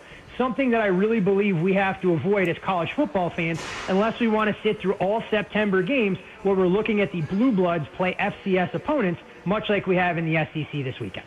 We've got some games to hit on, no question. Todd Furman with us. You can hit him on X at Todd Furman. If you have a question about a game we don't get to, hit him there. Before we get to the games, though, Lane Kiffin, obviously a bullet point storyline, all of those things. Where will he coach next year? Like, what is the favorite in the Lane Kiffin? Which school is the favorite in the Lane Kiffin race? That is a phenomenal question, and one I wish I had a better answer to than what's currently being circulated out there. Spoke to some people, and I know I came on the radio show with you guys weeks ago and said that I had heard that Lane Kiffin was going to stay put at Ole Miss. Well, some of those rumblings have changed and had guys that offered up odds, and they said they would kind of give it a 1/3 possibility that it's LSU, 1/3 possibility that it's Gainesville, and would give about 30% for staying at Ole Miss, giving 3% being an outlier that Lane Kiffin does what Lane wants to do on a regular basis. We know he loves to be the center of attention, and I think it's going to be fascinating to kind of see this whole thing unfold. And for Ole Miss fans, they can't be sitting easy knowing that they have the Egg Bowl to close things out. And I think there's a real scenario where if Ole Miss were to lose the Egg Bowl and Lane Kiffin were to leave, the College Football Playoff Committee would keep them on the outside looking in. Interesting. Number 22, Missouri at number 8, Oklahoma. Oklahoma favored by 7.5, 11 a.m. on ABC. What do you think? I think this is all Missouri. I think you can look to back Missouri plus the points, and I think they'll have a chance to win this football game outright, to be honest. I know people look at Matthew Zollers and go, well, it's this downgraded quarterback, and we have questions about what Missouri is doing on that side of the ball. Oklahoma right now is flirting with disaster, and I mean disaster with a capital D. Last 3 games. Yardage differential against Ole Miss, -72. Against Tennessee, minus 105. Against Alabama, minus 194. And for all the college football fans that want to sit here and tell me the goal of the game is to score more points than the opponent, ask Alabama fans how they feel when that thing all regresses in a 60-minute sample size. I think Oklahoma is headed for a loss either this weekend or next weekend against LSU. I like Missouri plus the points. I think Ahmad Hardy can do enough on the ground, and Missouri's front seven can make life difficult for an Oklahoma's offense that really lacks explosive big play potential and ability to run away and hide with a total this low in the 40s. You telling me Mateer ain't going to get it done? I mean, look, Mateer has been fine, but, you still get outgained by 200 yards. I mean, I think Oklahoma's longest scoring drive last week against Alabama generated by their offense was 32 yards. Yeah. Slate, you know as well as I do, that doesn't work in this game. You can outrun the numbers for so long, but eventually they come back to you, and it's time to pay the piper, my friend. Absolutely. Kentucky at number 14, Vanderbilt. Let's go ahead and dive into this one. Vandy by 9.5, 2:30 ESPN. Credit Kentucky. I mean, this is a team that I think a lot of us wrote off for dead as the season progressed. And to their credit, they've really shown a little bit of fortitude and an opportunity to get bowl eligible. And suddenly, we may be talking about Coach Stoops coming back in Lexington, something that I didn't think was going to be possible when this team lost 56-34 and was 2-5 on the season. But here we are, 3 straight victories later, albeit one against Tennessee Tech, but they did cover that game, so exceeded oddsmakers' expectations. I think they're a somewhat live underdog here. I haven't gotten there yet because I would like a 10 if I was going to make a case for Kentucky. But in this particular spot, the under is mildly intriguing for me because Vanderbilt, you look at their defense, and they were taking on water, a little bit of fatigue. We know the depth isn't quite up to some of the perennial powers in the SEC. But Kentucky doesn't have NFL-caliber athletes that can stress you on the outside the same way that Auburn does. So I think this could be a little bit lower scoring game, and we're getting an inflated total given some of the frailty we've seen in Vanderbilt's defense, given crooked numbers against Texas and Auburn before the bye week. Okay. Todd Furman, our guy in Vegas, at Todd Furman on X. Arkansas at Texas? Arkansas at Texas. Texas by 8.5. Yep. Yeah, I mean, look, if you want to know and see a tough luck fan base, I mean, Arkansas has kind of been the poster child for that in SEC play. They just can't seem to get over the hump, but they're in every single football game until they self-destruct. I mean, you look at the season that Arkansas has gone through this year, lose by 6 to Ole Miss, lose by 1 to Memphis. We'll throw out the Notre Dame game because Notre Dame stinks, according to everyone in college football. Oh, but by the way, they lost that game by 43. They lost that game by 43, which is the biggest margin of defeat for Arkansas against any SEC opponent. So we'll just put that out there. They played Tennessee to a 3-point game, played A&M to a 3-point game, 9 points at Auburn, 3 points against Mississippi State, 1 point against LSU. Look, for me, the only way to look would be Arkansas plus the points, but I got my pound of flesh going against LSU, backing Arkansas last week, and I wonder if this team is just running on fumes. No strong opinion here. Don't have the confidence to lay the points with Texas, but do wonder what Arkansas has left in the tank. So dog or pass, lean over the total, but don't really want to get tangled up in this one. Oh, no need to get tangled up. We can go a little further south, down there in the swamp. And it's funny you should say you like a pound, because I like a pound of gator. That's what I like, and I like it fried, Todd Father. So, going down there, and I want us to throw all the little records and all of that stuff out. Say it's a rivalry game. You don't want me to bring up the fact, Slay, that I was still in college the last time you guys went down to Gainesville and won a football game? Listen, I'm cool with that. This is what I want to let you know, though. I mean, Zeph was barely alive. All of that is great. All of that is great. But this is what I'm saying, Todd Father. Throw all that out, but you know what you can't throw out? That team that continues to go out there on the field and you believe what your eyes are showing you. This Florida team is just over and done with. I'm sorry. If the Vols don't take advantage of this one right here, I don't know when they're going to take advantage. I just don't know. Yeah, famous last words there, so be careful what you wish for, Slay, if Tennessee doesn't get the job done under the bright lights in the swamp on Saturday night. How do you feel about this game moving from its traditional slot, though, instead of being on the third Saturday of September? I mean, only the third time that we have seen these programs meet this late in the year since 1955. I'll say this, Todd Father. I love this part. I love this because when they scheduled this and they said we're going to play them in the latter part of the season, the last time I remember them playing them in the latter part of the season was during the 9/11 when they had to move the game and Tennessee handled business. So that's my lasting memory of it being late in the season. So guess what? It sounds like another win for me, so I'm cool with it. I hate playing. That's what I was going to say. Maybe history repeats itself, and it's a good luck charm that you can't win in Gainesville in September, but you can win in Gainesville during the month of November. Yes. Look, Florida 5-0 straight up the last 5 games they've entered as a home underdog. But to your point, I do wonder how much fight this team has left in them.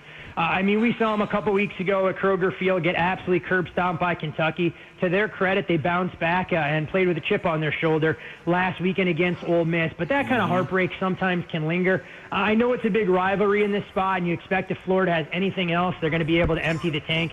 But at this point here, I mean, I would lean towards Florida catching the points. But again, I think that the number is right where it needs to be, with Tennessee a modest road favorite. And to your point, Slay, I think you're going to get Tennessee's best. They look like they went through the motions last week against New Mexico State. And I made my feelings known about how they were dressed. So we could have kind of predicted a lethargic performance against the Aggies last Saturday in Neyland.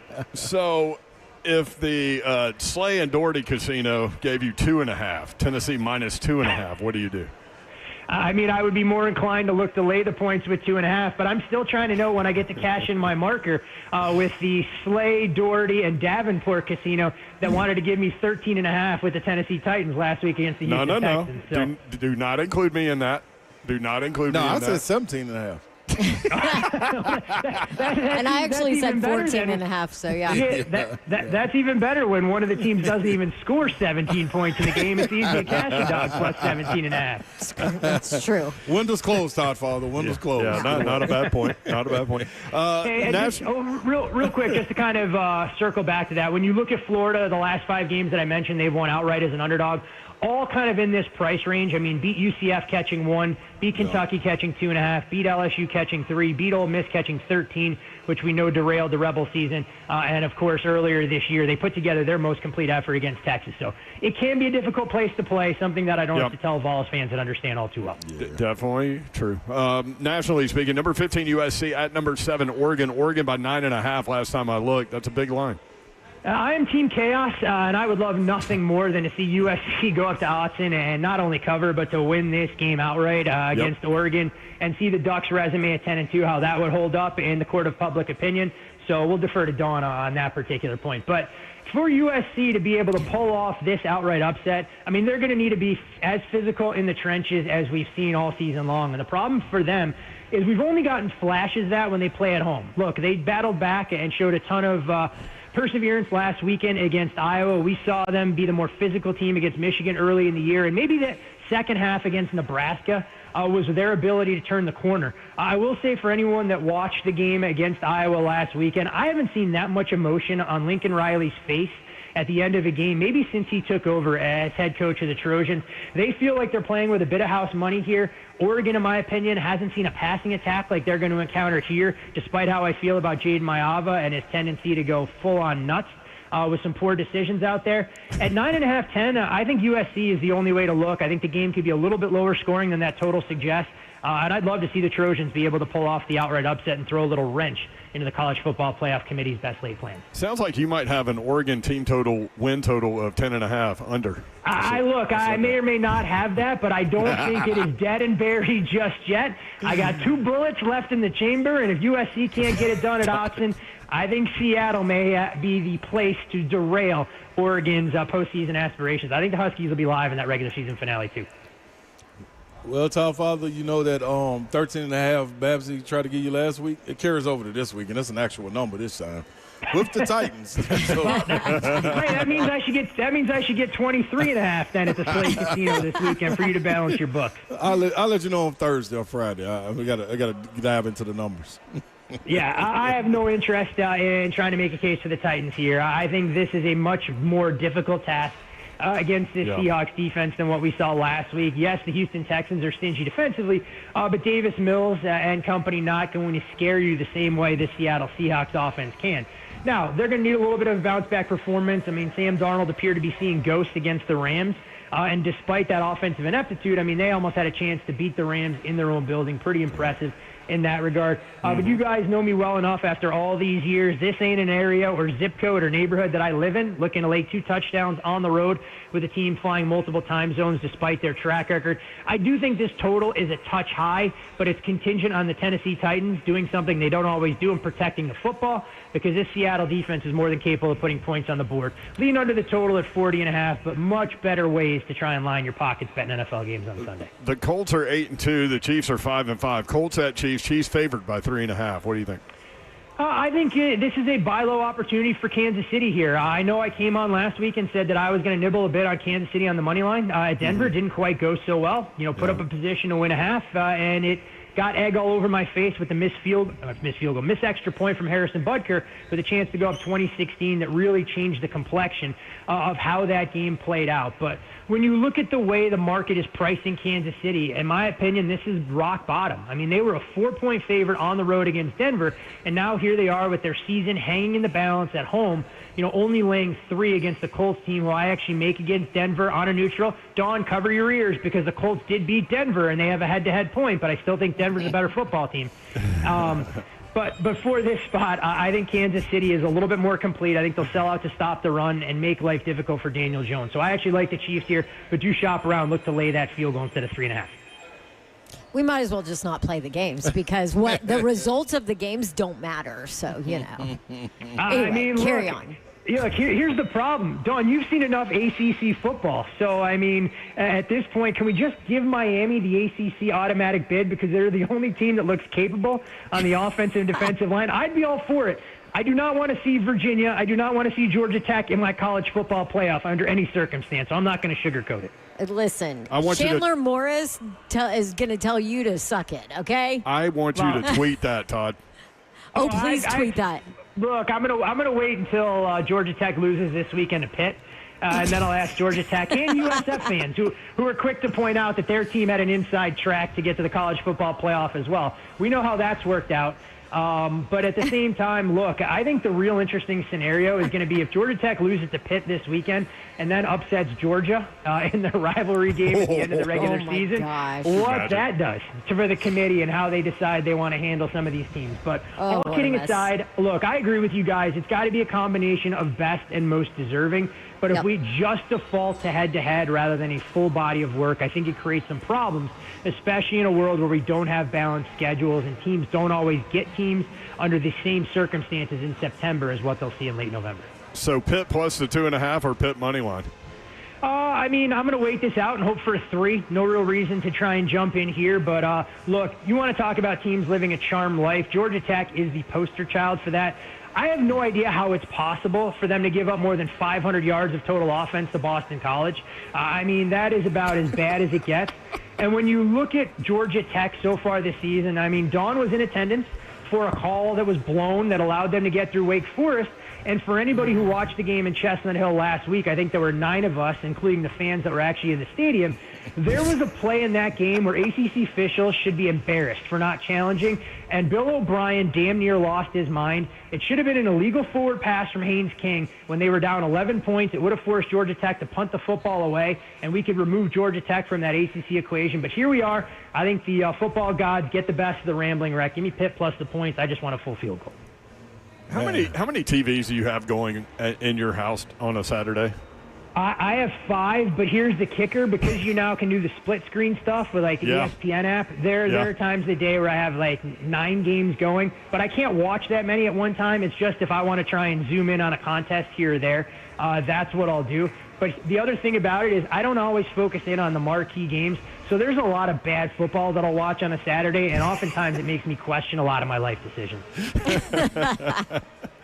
It makes your wife question life decisions, I'll tell you that. Well, no, she leaves the house on Saturdays because she's smart and knows that's the best avenue. But come Saturday night, she will no doubt be glued to one of these TV sets watching her alma mater in USC against Oregon.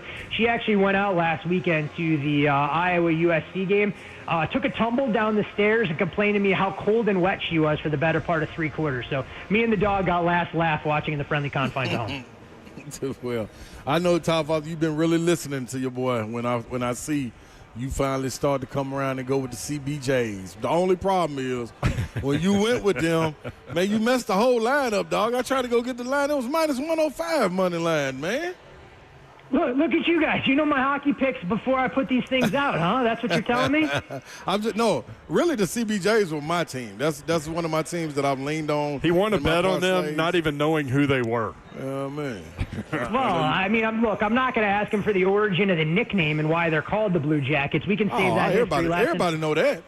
We can save that history lesson for a different juncture in the game. But, I'm just disappointed, Slay. You being the diehard Preds fan that you are, that they didn't invite you to travel overseas for the international series and allow you to spend a few days over in Stockholm, because we know you are a man that is well-traveled, especially on the European side of things. That's why they've been losing. That's why they've been losing. Yeah.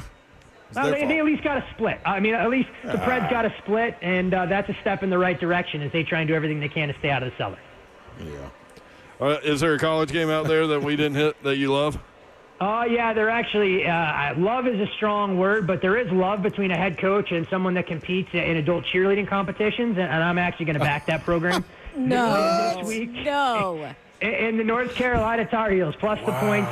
Plenty of sevens out there. But look, I've watched a lot of Duke football because I support Dawn on a week-in, week-out basis. I want to know what game she's covering, and I want to hear what Detective Dawn has been up to. And what I've seen from Duke in recent weeks is a team that looks somewhat checked out. Their effort last week against Virginia had me scratching my head. I really thought they got their wake-up call against UConn, but for a team that can't do much defensively and then their offense to really struggle, this is a big number, and I really worry about where a team's focus is at this portion of the season. Look, North Carolina offensively doesn't do things that really wow you, but I got to take the 7 in this spot. I think they have the better defense. I think they should be able to run the football. So give me UNC plus the points, and I think we've covered a lot of the other games that I'm invested in. One injury situation, though, to keep tabs on in the Big Ten. I would not be surprised at all, and I'm not really going out on a limb, if Ohio State elected to sit both Carnell Tate and Jeremiah Smith for Saturday's game against Rutgers. They play at the slowest pace and tempo of any team in a Power 4 conference. This feels like a big number, so I'll look to go under 55 for Rutgers and Ohio State. I think the Buckeyes have one focus. It's getting out unscathed, silencing the Scarlet Knights offense, and real workmanlike somewhere in the ballpark, 35-7, 38-7 type finish that we come in under the total in the mid-50s. Babs always laughs at us because we both have our apps open when we talk to you. They're betting. They're betting when they talk to you. Yep. Well, Good job, look, Furman. Multitasking, Todd.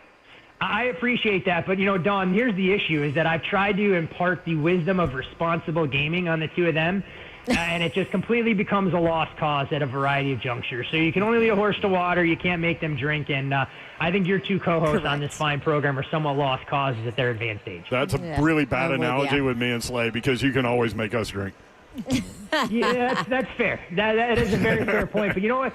Somewhere along the way, though, Slay's going to reciprocate and tell me who's going to cut down the nets from a college hoop standpoint, with 5 or 6 data points in the books for all the teams in the country. So, Slay, I just need to know where I'm betting my college basketball since I don't get involved in that sport until the end of February. I'll take care of you. Don't you worry. I got you right last time, Top Father. Roll Florida all the way through. No, you did. No, you steered me in the right direction. No disappointment in that regard, my friend. You are 100% correct. There he is. He's Todd Furman, at Todd Furman on X. Thank you, Todd. Appreciate you. Always a pleasure, guys. Enjoy the games this weekend. And, Dawn, safe travel to Boulder. Pack those skis. Thanks, Furman. More 3HL coming up from the Battle of the Boulevard next on 104.5 The Zone.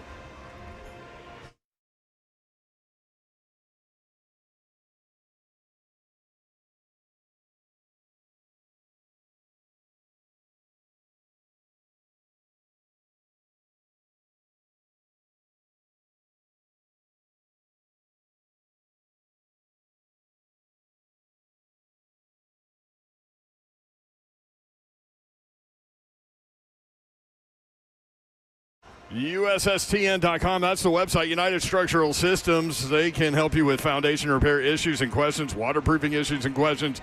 USSTN.com, United Structural Systems, a foundation repair and waterproofing company that has served the Middle Tennessee area since 1994. USSTN.com. When USS comes to your house, you're getting problem solvers who provide peace of mind to their customers, the homeowner. You're not getting someone who is worried about meeting a sales quota or upselling the next big thing, but someone there to educate you and help you understand what's happening with your home. At USS, their only measure of success is how satisfied the homeowner is, not a closing ratio.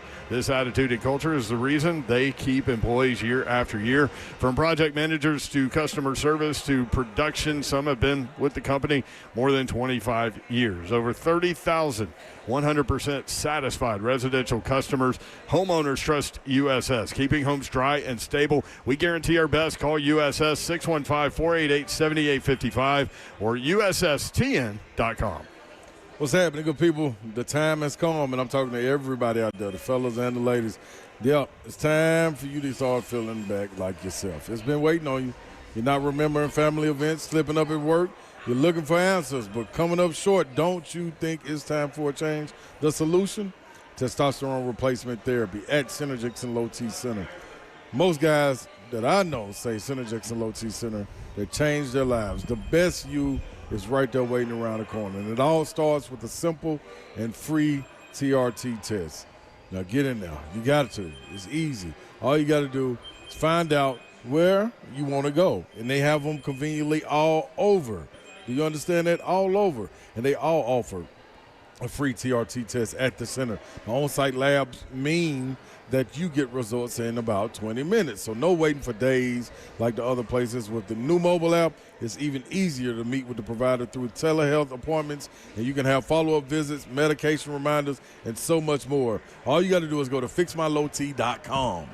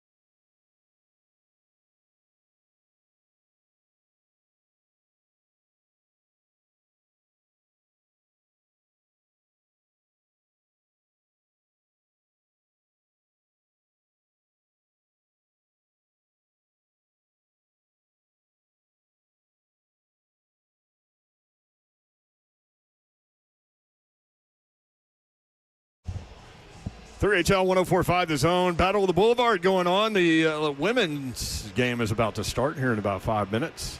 Belmont and Lipscomb. Men play at 7:30 if you're looking for something to do. Listen, man.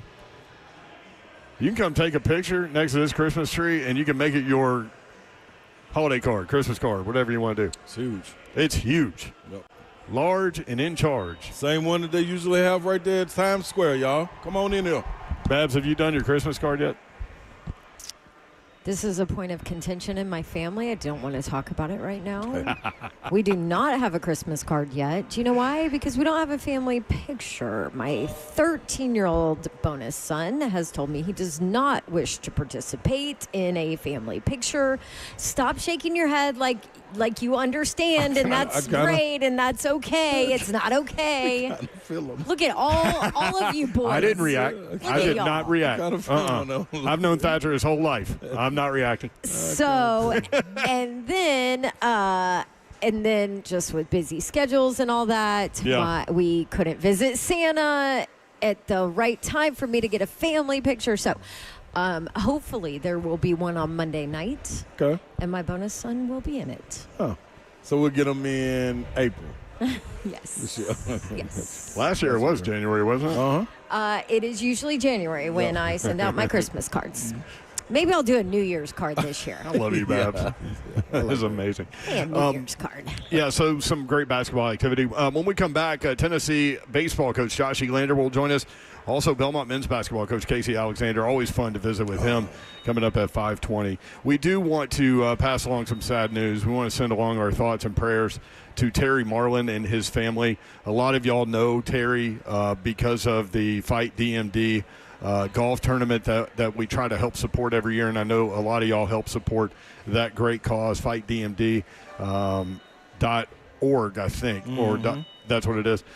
His youngest son, Emery Marlin, passed away this morning, and Duchenne muscular dystrophy is 100% fatal. So our thoughts and prayers to Terry, his entire family. Jonah, Emery's brother, who is a ray of sunshine as well. He was at the golf tournament when a month ago or so. So just if you could say a prayer for those guys, please do. We'll be right back.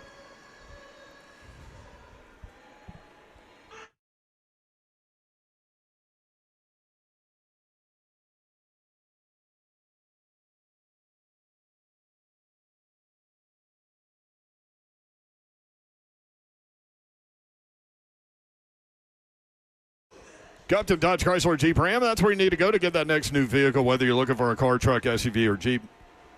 New or pre-owned, Gupton has you covered. Just let Daniel Gupton and his crew know what you're looking for, what you need, and they'll be able to point you in the right direction, help you out. Go take your test drive, go inside. They will help make the numbers work, and it will be that easy.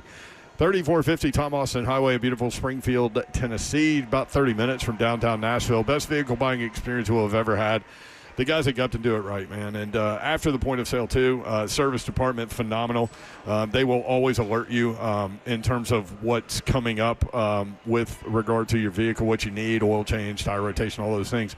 And they'll stay on top of it, and they do a great job there as well. Check them out online. GuptonMotors.com is the website. All the dealership information is there. All of the sales deals they have going on in the month of November right there. The inventory, new and pre-owned right there.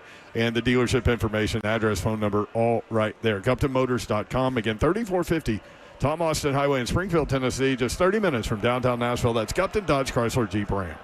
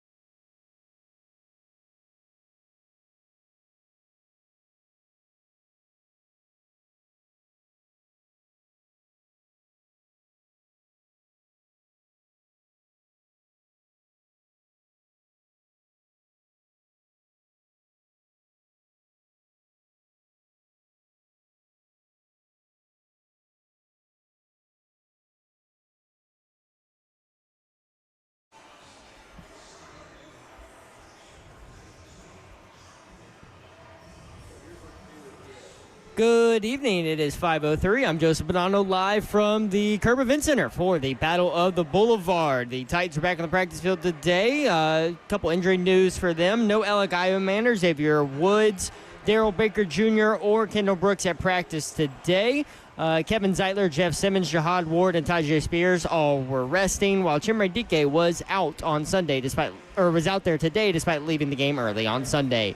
Tennessee baseball head coach Josh Elander will join 3HL next. For right here live on 104.5 The Zone. For foundation repair and waterproofing needs, you need to visit USSTN.com. Breaking news on what's in your home for the Titans and Balls. This is 104.5 The Zone.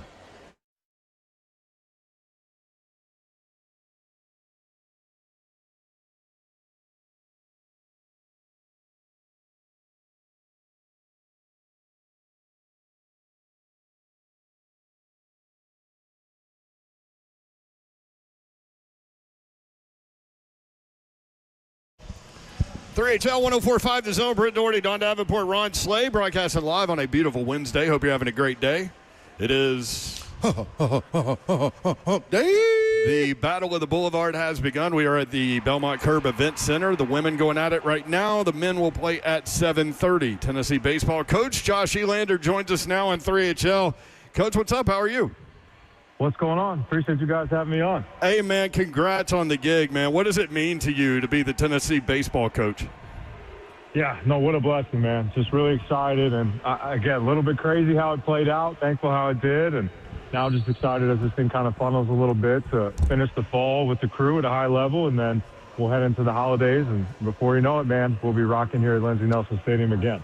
How did you find out that you had been named coach? Did Danny White play any kind of trick on you or anything? How did you find out? Yeah, so, really it was quick. The interview process, it was really like a 72-hour deal. And, again, I was over here at practice getting ready for the day, and I just got a message, hey, can you come over across the street real quick? And I had kind of the round table deal, and, again, obviously was incredibly excited. And that's a moment I'll never forget, to say the least.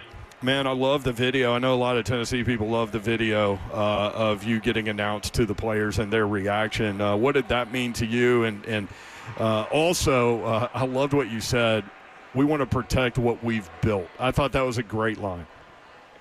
Yeah, no, it's funny you talk about stuff being built. I'm still up here at the offices right now and just looking out.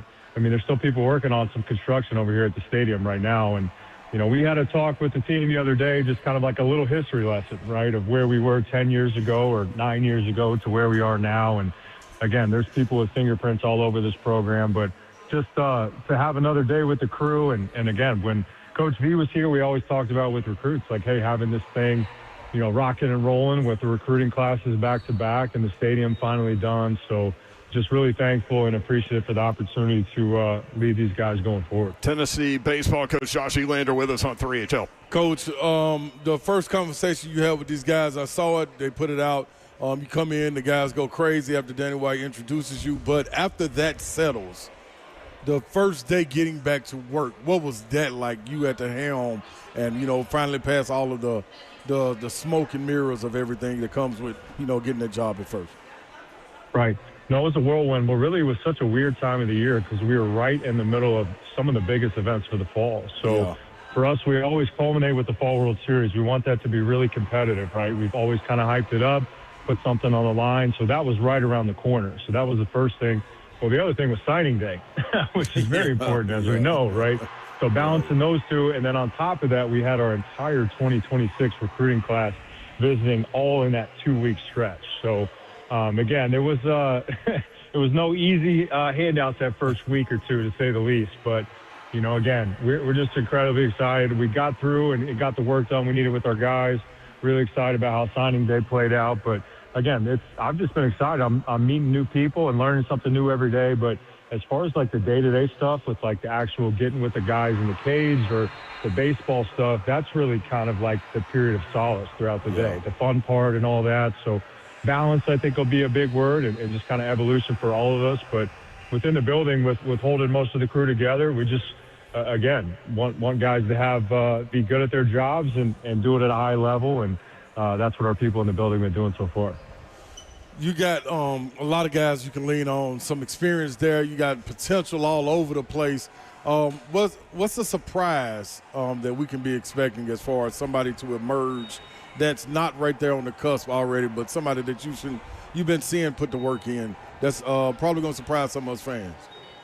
Yeah, no, I think that's a great question. It's funny you bring that up because we talk about in the building all the time, like you got to be able to create your own future, right? And this league is unforgiving at times, right? Anywhere in the SEC, it's the best conference in college sports. But the two examples we came up with yesterday was, Liam Doyle before he transferred here. And everybody remembers old Liam, what he did last year and, being a high first-round draft pick. And then Marcus Phillips was another example of a guy who pitched just a little bit and a self-made guy. I mean, it was more of a mentality shift and became something special. So I think, again, I really like this roster offensively. It's a little different. Like we have a bunch of guys that can leave the yard, but pretty athletic, and we can really, they're going to make it tough on me as far as, hey, what are the 9 that goes out there? But, Levi Clark is a guy who's made a huge jump. I mean, he was one of the best hitters on the planet there out of the gate.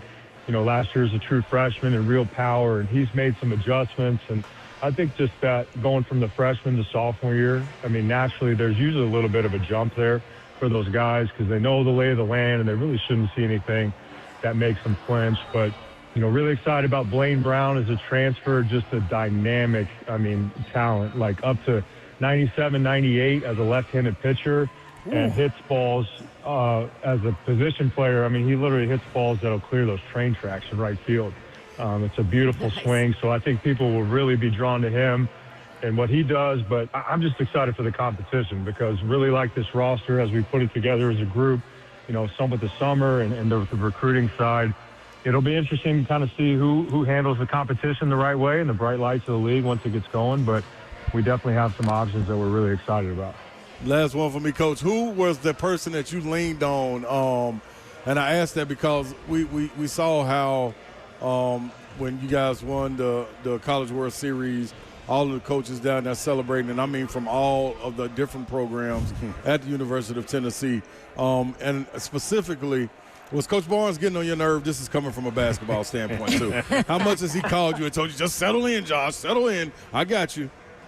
Well, no, he's the best, as you know. It's pretty cool. A living legend, as we know, but he's a big baseball guy. I remember back in the day, like, coaching third base. There used to be a parking lot over there down the third base line, and I'd look over my shoulder in the middle of the game, and there'd be Coach Barnes watching the game. So he's been kind of a day one guy for us. But, he came over across the street and said hello, and for me, I've done nothing right in this role at all. So for him to take time out of his day to walk over here, incredibly thankful for that. But Allison Ojeda, our tennis coach, Brennan Webb, Karen Weekly has been amazing. And then Coach Caldwell, we were able to touch base. So, as an assistant, again, when B was here, obviously it was cool to see their relationship and all that stuff. But they have all been so welcoming and just available for questions because, again, I don't have anything close to figured out with this deal. But to be able to have people that know and love this university that I can lean on is something I'm really excited about for moving forward. Tennessee baseball coach Josh Elander with us on 3HL. Coach, curious with Tony Vitello, what's maybe the biggest, most important thing that you learned from him in your time with him and what he means to you? Yeah, no, that's a heavy one right there. If I had to put one thing, gosh, I know I said in the press conference, put your soul into the game, right? I think if you're going to do, we talk about with the team a ton, if you're going to do anything, you might as well do it all the way. Let's figure out what we can do. So, but again, just Tony being obsessive about recruiting is something that I share and learn so much from him on, but also too, to communicate at a high level and create a building where you have some, not only self-awareness, but you allow people to be comfortable in their own skin. So his fingerprints will always be all over this place as long as the core remains here. But forever grateful for him. Our relationship has evolved so much over the years where, he was a coach the first time when I met him at TCU and played for him. And then he was kind of my buddy when I was playing pro ball. And then eventually I started working for him again and kind of took me under his wing. And then at times here, he was the boss and I was the employee and stuff. And it had evolved a ton over the years. So I'm excited to see kind of how it goes. But again, just so excited for him to do something that's never been done before. And, I'll be rooting for the Giants and all that, but we're definitely excited about what we got going on here in Knoxville and keeping this thing going in the meantime. Okay, Coach. So take me into y'all's text chain, right? Like, what was what was the I don't know, funniest, most dramatic, what text during those kind of 72 hours between you two? Yeah, well, as crazy as it may sound, we didn't have a ton of contact on this deal, right? I think it was an incredibly stressful time. Like, obviously, he loves Tennessee and always will, right? So it was more for me to respect. I wanted to give him his space to work through the process and all that. But it was a crazy time. There's no other word for it. But definitely some heavy emotions, when we talked as a staff, when, he had basically come to the culmination when, hey, he was going to do that. But, again, I know he's busy as all get out right now. Our talks have been very short and brief in the meantime, but I'm sure when things slow down a little bit, we'll be able to stretch it out again and kind of touch base. Tennessee baseball coach Josh Elander with us on 3HL. He's spending a lot of time in Nashville. I think he might be at the CMAs tonight, and he came and hung out with us for an entire hour one day a couple weeks ago, and I guess he was bored, but I'm curious to get your perspective from somebody in that baseball world. Like, how big of a thing is that a guy just went from college baseball coach to Major League Baseball manager? I mean, it's really kind of hard to put into words because it's never been done, right? Never been done. Again, as it kind of played out, like, again, everybody on our staff has great connections, whether it be on the professional level or on the agency side or even on the media now. So you start to get some smoke or some word, and, it was, again, we're in the middle of the fall and focused on recruiting and getting our team right. So we really just kind of brushed it off and kind of kept going. So, but no, for him to do that's never been done. I'm just really excited to see how it plays out. I really do. Because obviously I know Q is going with him over there too. He spent some time in the big leagues. I think he's going to surround himself with great people and let them do their jobs, and just interested to see, because it'll be definitely exciting to follow for everybody involved. Well, and I think it'll open doors, right? Because everything is such a copycat thing. So, like, now it's been done, right? Like, so this is going to present opportunities to guys in your world to make that jump. Yeah, no, I think so. I think, again, I think it's changing a little bit, right? Yeah. Like, I know the Nationals manager, Coach Kivett, played with him in the minor leagues, and I think in college baseball, he's only 34 years old, and he's a skipper in the big leagues, right? Yeah. So, again, I think people are trying to do maybe, something a little bit different, right? Yeah. To try to get a jolt into the program or the fan base or whatever it may be. But, at the end of the day, that's what I'm just kind of fascinated to watch, because I think the only parallel would be, obviously Lane Kiffin going to the Raiders or Nick Saban doing his deal and all that. So, yeah. It'll be interesting, because in the past there was more guys who were kind of leaving pro ball to come to college. There's been some that have gone the other direction, but it's still baseball too. So we'll see what the biggest differences are as this plays out. I think the internet just hiccuped when you mentioned Lane Kiffin's name. Yeah, nobody's mentioned him these days at all. Yeah. So no big deal. Tennessee baseball coach Josh Elander with us on 3HL. Coach, how much did it mean to you to see all of that loud support from former players? Yeah, it was amazing. That was, again, the first thing I did after, so Danny told me that I was going to get the job, and then we met with the team. The first thing I did was, it was kind of corny probably for some of those guys. They'll make fun of me down the line, but I just did like a quick video and sent it to our former players, the guys over the last 9 years that have been here, because at the end of the day, like, to win in this league, you got to win with players, right? And I think the relationships and what those guys just kind of grinding in the trenches with them when they're here, but also meeting them when they're really young. And baseball recruiting has changed a little bit over the last 3 years, but it used to be we started recruiting these guys when they were in about 8th grade, right? So by the time they actually got to school, you had 3 or 4 years in the chute of, watching them play and knowing the families and working through the process. So, that to me was the most important thing, was that they had, given me their sign off and all that. And honestly, this makes me even more motivated, because, this program will always belong to them, the guys that played here between the lines. And I didn't play here at Tennessee. So, a great sense of responsibility to make sure those guys know they're always welcome here with their families and their kids as they get older. But that was, to me, was honestly, it made me feel a little soft at times. It made me a little emotional seeing some of that stuff throughout the deal. But just credit to those guys, because we've had some amazing memories here in Knoxville. Josh Elander, Tennessee baseball coach. Josh, thank you for the time, man. Great job. We really appreciate you. And if you're ever in Nashville, holler at us. Come in studio, hang. No, would love to. Well, I appreciate you guys and hope you guys have a good Thanksgiving. Hope we can do it again sometime. There you go. Tennessee baseball coach Josh Elander. There you go, man. It's good stuff. That was strong, man. Good energy. That was really strong. All right, when we come back, we'll visit with Casey Alexander. He's always fun. That's next as we broadcast live from the atrium at Belmont Curb Event Center, 3HL, powered by Spring Hill Heating and Cooling, springhillac.com.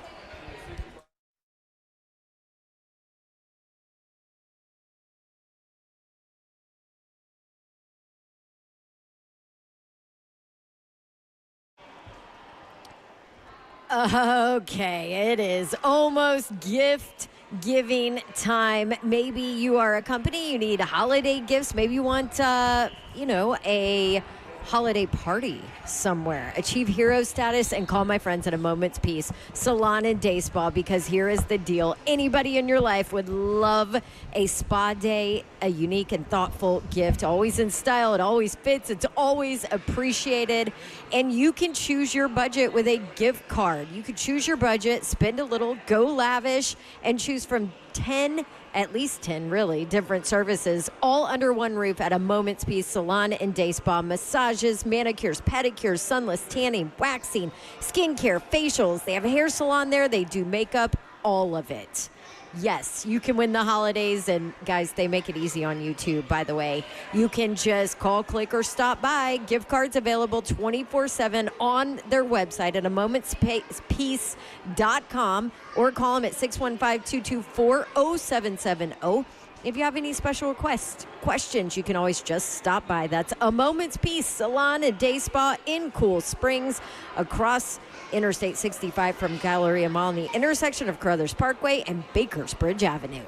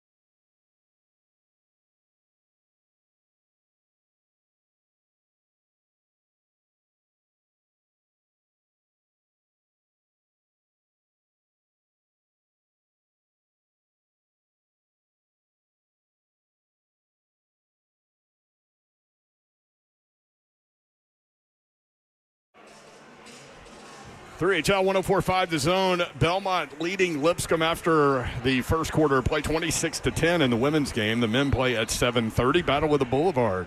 Come by and see us. Played 151 of these things on the men's side. Casey Alexander, Belmont men's basketball coach, joins us now at the table. Casey, what's up? How are you? Hey, I'm great. How are you? Glad you're here. That is a big Christmas tree over there. You going to get distracted?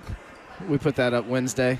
Came out early and decorated that thing, got it ready to go. This is such a cool venue, man. And we've been encouraging people, if they haven't been to a Battle of the Boulevard, you need to come check that out. 7:30 tonight. Yeah, it's a good time. A lot of people that care about this game. Great for Nashville.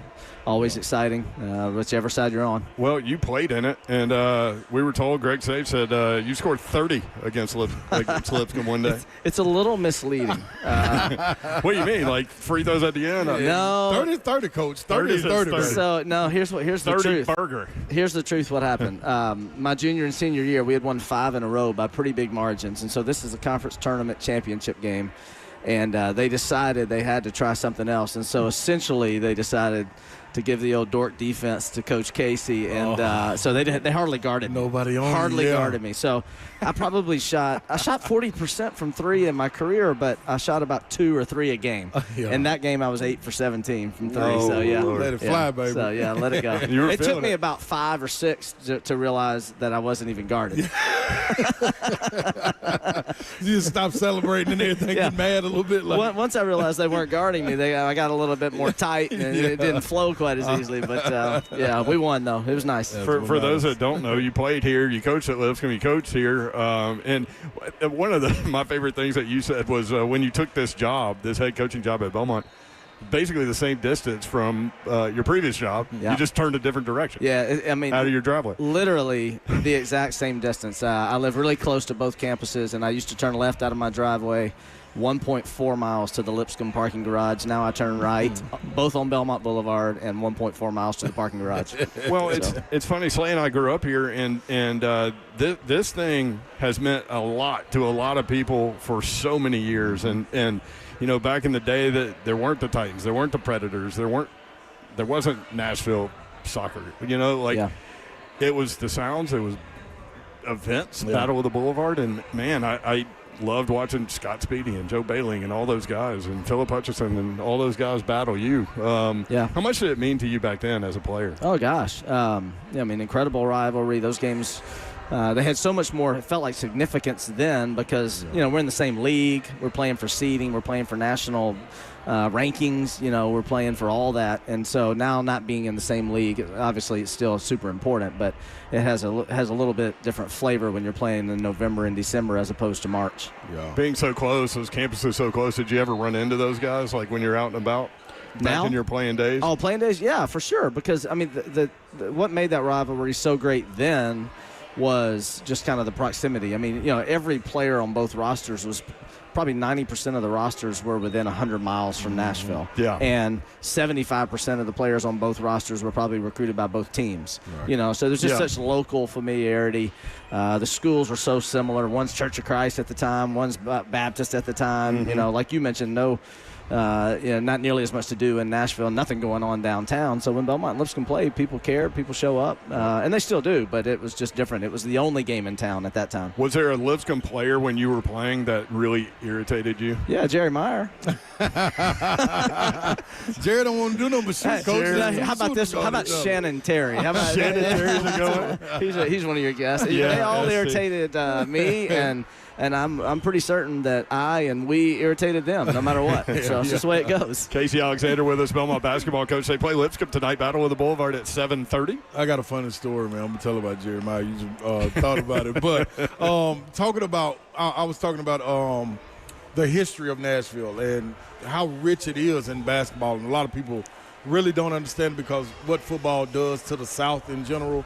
But it was certain camps you had to go to growing up here. You know, I always talked about the Charles Davis camp, Don Meyer. You know, you had these guys like Coach Bird. Like, if you wasn't a part of these guys' camps and just in the room with them, you were missing it. And you wasn't one of those guys. But you're stepping into that realm. Do you ever sit back and think about the shoes that you kind of be, you know, walking? I mean, you create your own path, but that path is right there when you look back. Yeah, 100%. Especially having coached at both places. I mean, you think about Don Meyer and Rick Byrd, and I mean, they're literally two of the best coaches of all time. And both respected for far more than being good X's and O's guys. They gave a lot to the game in their own way. You talk about camps. I mean, there's never been anybody who had more of a stranglehold on camps on a national level than Don Meyer did. I mean, coaches, players came from all over the country annually. Thousands of people were coming to those camps. And so, and then we carved our nice little niche here. We have to turn people away in February every year for our camps in June now. We'll sell out and have 300 each week, and women are the same. So, but it's a nice kind of history to be a part of. And you also have the resume now, Coach, with putting guys in the league as well. It's not, you got the NIL, you got to establish culture, you got to get people to buy in when they come in. But how good is it to be able to turn and let that resume speak for itself as far as these guys transferring in or just going to get high school recruits? Yeah, obviously it's another layer of credibility. Right. Ian Clark was the first guy, and he wasn't drafted into the NBA, but he spent 7 or 8 seasons and won a world championship with Golden State. And then we have back-to-back first-rounders, Dylan Windler in 2019 and Ben Shepherd in 2022, both of which are first-round 26th picks. So, the more of those you have, the more credibility you have, and I would expect to see more along the way. Absolutely. What have you learned about this group? You played 3 games, 3-0. For those that don't know, you've got 5 guys averaging in double figures. What have you learned so far about this group? Yeah, well, one good thing we have with this group is it was a little bit more of a traditional offseason for us this year. We lost a few seniors, but we only lost 1 guy to the portal. So we had a lot of guys coming back. And so the familiarity of the roster and not having to start over with culture and X's and O's and, here's how we wear our practice uniforms or all that stuff gets you off to such a good start. Line, everything. And so we had a different starting point, which was nice. And it's I've seen it kind of carry over into the season. I think we're just a little bit more sure of who we are on both ends of the floor. From a who's going to do what standpoint, and also from a coach's perspective, how they're going to do it. Yeah. Is it certain coaches that you talk to in the offseason, Coach, as far as being able to have that retention? Is it a blueprint to it, or is this just wild west? Yeah, no, there's no blueprint. I mean, I think the only thing that we can do, whether it's Belmont or anywhere, I mean, you just do your best to give your kids on your team that year the best year they can get, and then you do your best when the time comes to try to talk them into staying. And sometimes, we had multiple guys come back that turned down a lot of money that came back to Belmont because we had given them the experience that they wanted. The year before that, we lost some guys because we just couldn't afford to keep them. So it's an annual battle. Just do the best you can, and then when it's over, you move on and do the best you can with the next team. Tell us about Jacoby Gillespie. We've seen him play for Tennessee so far this season, and it was curious to talk with you in the offseason about him, but was curious to see how he would transition into that role because that's a tough situation coming into such a veteran team, and now you're suddenly the guy. Yeah, well, first of all, I'm not surprised that he's there or that there's a high level of expectation for him to perform. He's a really talented kid. Once he put his helmet and face mask away and just started playing basketball every day in college, we all found out real quickly how good he is and how talented he is. And he had a great year at Maryland last year. It's been interesting to me, how aggressive he's been offensively. And I don't know if that's him putting a little bit too much burden on himself because he knows the expectations are there, or if that's what they asked him to do. But he's playing with a level of, I'll just say, offensive confidence that I've never seen before, and the results haven't quite been there yet. Right. Maybe points per game's there, but the efficiency and everything else, he needs to improve on, and I expect that he will. Yeah. The other one, coming into a Malik Deal over at Ole Miss, do guys that transfer out, do those coaches call and get information? Yeah, it's a mixed bag. It's a mixed bag. I can remember talking to Coach Barnes about Jacoby last year before he was even in the portal. Yeah. But I never heard from anybody from Ole Miss. So sometimes they'll just kind of, all right, let me call the coach just to make sure, and it's about a 3-minute conversation. And sometimes they go deep into the well with question and answer, and because they really want to dot their I's and cross their T's. But that just kind of all depends. I remember I had a conversation with Malik, and I told him, man, if you think you're escaping coaching by leaving Belmont and going to Chris Beard, I'm telling you, dog, it's the same philosophy. They don't stand for just foolishness, dog. They will sit you down. Yeah. So, it's fun. It's fun watching these kids go from school to school. But what are your thoughts on it as far as trying to put some guardrails up on it? Yeah, we have to have some guardrails. Yeah. I mean, I don't think there's anybody who wants to take opportunity away from kids. And, right. As you guys, I'm sure, have talked about plenty of times, I mean, this is the only place that you can play, only level you can play and move from year to make a lot of money and have no skin in the game, and so they can leave, and just go somewhere else the next year if they want to. And so that part's pretty hard. I mean, there's a lot of different ways that we could kind of rectify it, but none of those are here on the table just yet. Yeah, so. that guy on your team this year, I asked Coach Bart when we have him, the guy on your team that can kind of tilt the scale for you, whether it be points, 50-50 balls, the glue guy, that voice on the court, who's that one when you get latter part of the season, you say, man, I knew if we could get him to where he's supposed to be, we'd be good? Well, thankfully, I think I have several answers to that question. But the guy that's garnered all the attention is Tyler Lundblade. He led the country in three-point shooting last year. Yep. An amazing story. I mean, if a guy can go out there and set a record for makes in a season and still shoot 48%, he's got something special about him. And so the gravity he has on offense, really helps everybody else. I think if you polled our team, Sam Orm's our best player overall, does a lot of things really well. And then if you just look at kind of the results, so we've got two bigs that have played extraordinarily well the first 3 or 4 games. So we've got multiple guys that can impact. So Lundblade, like in game action, 48%. If he's just out there shooting and takes 100 threes, what does he do? In our charted shooting that we do in the summer, which is not live or guarded or anything like that, but it's also not just out there jacking around casual. He was over 90%. Over 90%. Call that a shooter. Like I don't know. Flamethrower. I literally don't know how if they're out there unguarded in a practice setting. Yeah. I don't know how there's 10 shooters in the world that are better than him. I mean, it is that's outrageous. Incredible. I don't know if you saw the graphic that was up a few weeks ago, but he was doing his post-practice routine, and our graduate assistant Riley McLaren started videoing it because he's got to make a certain number before he moves to his next spot, or he's got to when he misses he moves to his next spot. Right. Well, he made his first 70.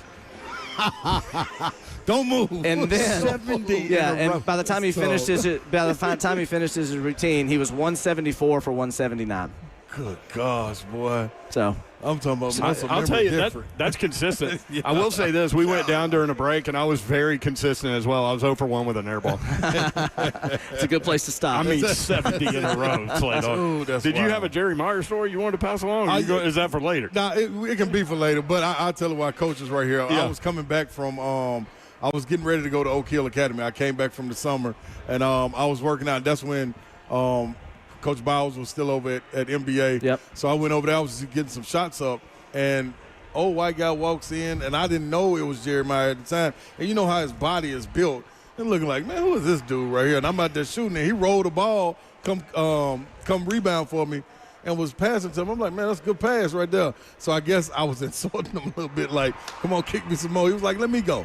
So he went out there and started shooting. So I'm passing him. I was like, hey, man, I don't know you. And I know who he is. I just didn't recognize him for some reason. So I'm like, man, I'm not here to just rebound for you. Like, I would love to get some shots up. He was like, no, let me go till I miss. I think he made like 30 or 40 in a row, man. Then we played one-on-one, 2 dribbles. Oh, he took me to school. I was like, dude, I'm never telling – this is my first time ever telling the story. I was like, I'd never tell anybody about that. We were the only 2 people in the gym. He said, I won't either. So incredibly smart player. I mean, he was a really, really smart player, as you would imagine, and just and talented. And so and those are usually the reasons why you don't like somebody on the other team in a rivalry game. Side note, he picked me off first base twice in the same game in high school as well. So yeah, he had How you get picked off twice? A nice little left-handed move to first. Yeah. So you got to watch lefties. Man, in all ways. How many of y'all were playing 2 sports though at that time, man? 2 was you were lucky if you were just playing 2. Yeah, football, basketball, and baseball. That's there was right. no other. Coach Bauer was actually my high school coach. You mentioned really? Coach Bauer. I know you Brilliant have Academy. a choice. Yeah. You didn't have a choice. So can you still shoot it? I couldn't shoot it very well then. I hadn't played a basketball game in 30 years probably, and I've got about 5 shots from mid-range before my shoulder feels like it's going to fall off. So that's it. I pass. I keep everything below the shoulder. We were talking about, old guys playing basketball with Mike Keith, and he was like, you hit a certain age where there's one rule. You have to have one foot on the ground at least at all times. Never two off at the same time. That's right. At all times. Well, hey, good luck tonight, man. Always great to see you. And Belmont and Lipscomb, 7:30 here at the Curb Event Center. Thank you, Casey. Appreciate you guys. Appreciate you, Coach. Casey Alexander. More 3HL when we come back. I got a giveaway now. You do? Yeah, let me get in. I'm going. What are you giving away? Man, listen, I got in Bab's closet. I got the keys. She left it for me, so I'm opening up the closet. Oh, yes, she did have to roll. Yes. So it's another chance for you to win tickets from Bab's Fry's Closet. Big caller, not big caller, big caller number 5. You have to be big to win? Yeah, probably. Big caller number 5 now to win 2 tickets to see Rascal Flatts at Bridgestone Arena on February 5th. They're up for Duo of the Year tonight. Are they? Mm-hmm. Well, 615-737-1045. Call Ross Storm now.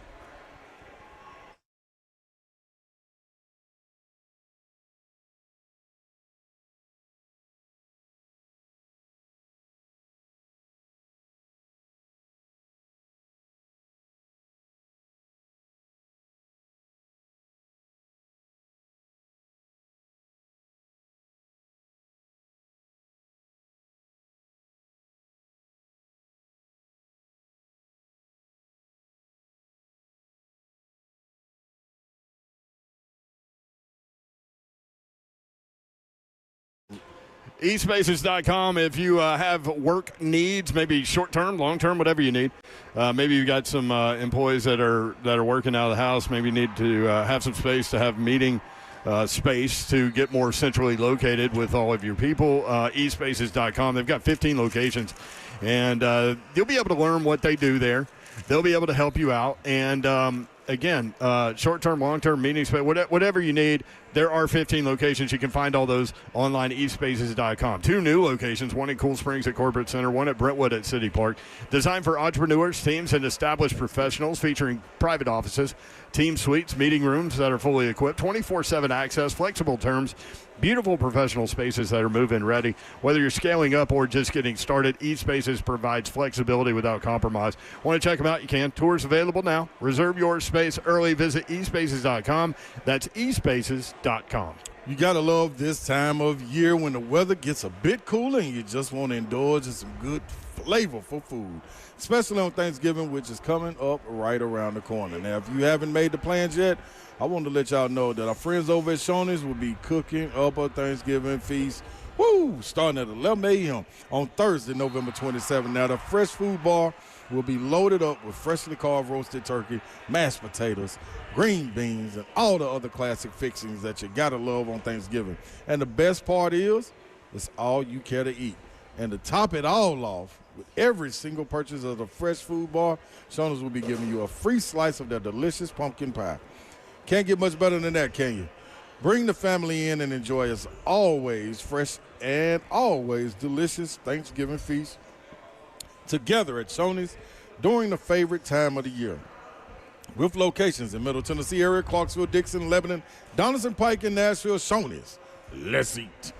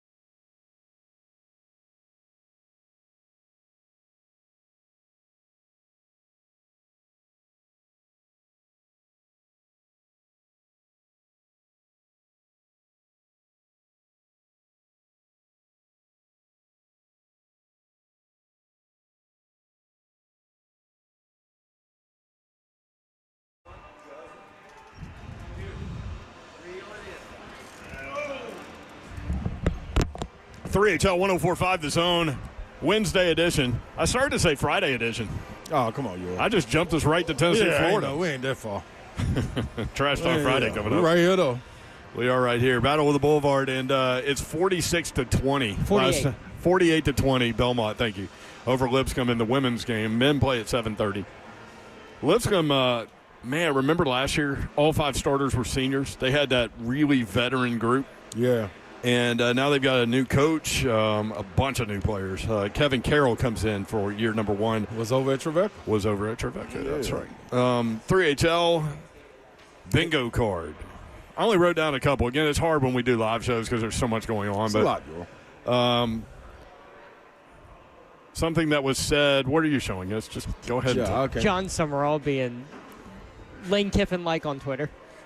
So the report early was today that that he was going to interview at Florida, and now the report is that he's not going to interview at Florida. So the internet is going crazy with this whole Lane Kiffin situation. So Summerall just tweeted out, "Most important meeting I have all week. ... Wednesday night with the quarterbacks at On3 Sports."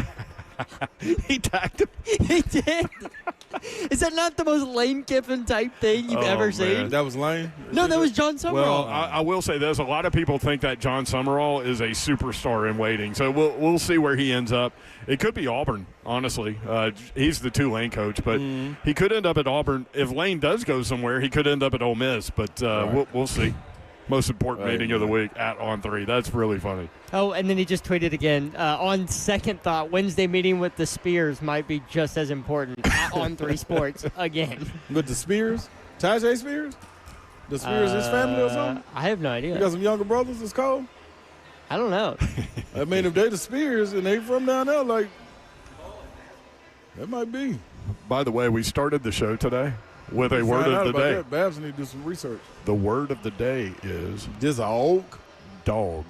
Mark it again. That word has been said at least 29 times on the show today. That's minimum. At least 29. Yeah, that's minimum. 3HL bingo card. You should worship Satan. Babsy. Babs said that. Oh, my gosh. She said. Not in that way, but yes. She said that she tweeted head-to-head should matter. With Furman, yeah. With regard to Notre Dame and Miami, head-to-head should matter. And she said, boy, the internet erupted on me. Yep. It's as if I would have said, you should worship Satan. Yeah, Babsy knows. She was heated this morning about about the that. internet like that. You've got to create your own future. That was Josh Elander, Tennessee baseball coach, who said that. Any parlays tonight? No, nothing tonight. There's some MAC action. Some action. There's some good basketball games tonight. Let me look at my. Yeah, and you can offer picks. I'll offer some picks for you. You ask, man, I'll tell you. Men's college basketball tonight. 3-0 MTSU at number 7 Michigan. Michigan favored by 27.5. That game is currently going on. It is 18-9 Michigan. And they playing in Michigan. They probably going. 12 minutes left in the first. Yeah, they do good against no knock to MTSU, but people below them, yeah, they known to put them away. Number 4, Arizona. If you guys have not seen freshman Koa Pete, check him out tonight, 6 o'clock on FS1. Number 4, Arizona at number 3, UConn. UConn, a 6.5 point favorite at home. That's gonna be good, man. UConn back playing defense like the way they play. Yes. That, I don't think they got no big like the bigs they used to have to protect the basket like that, but I'm gonna take UConn at home. Yeah. Yeah. Solo ball. See if you're gonna put some work in. Number 11, Alabama at number 8, Illinois. Tonight? The Illini favored by 3.5. At the United Center. 8 o'clock. Oh, at the United Center in Chicago. Okay. Illini favored by 3.5, 8 o'clock on FS1. They went and got some really good players, man. A lot of them transferred from Cal. Stojakovic. His son is out there. I'm going to tell you what, I'm going Alabama, though, because, I'm a big fan of Phylon. You love Phylon. You absolutely better believe it. He might be SEC Player of the Year. He's tough. He's tough. That's he's quite good. a statement. There are a lot of players. I know. A lot of people This is going to be well. a fun year.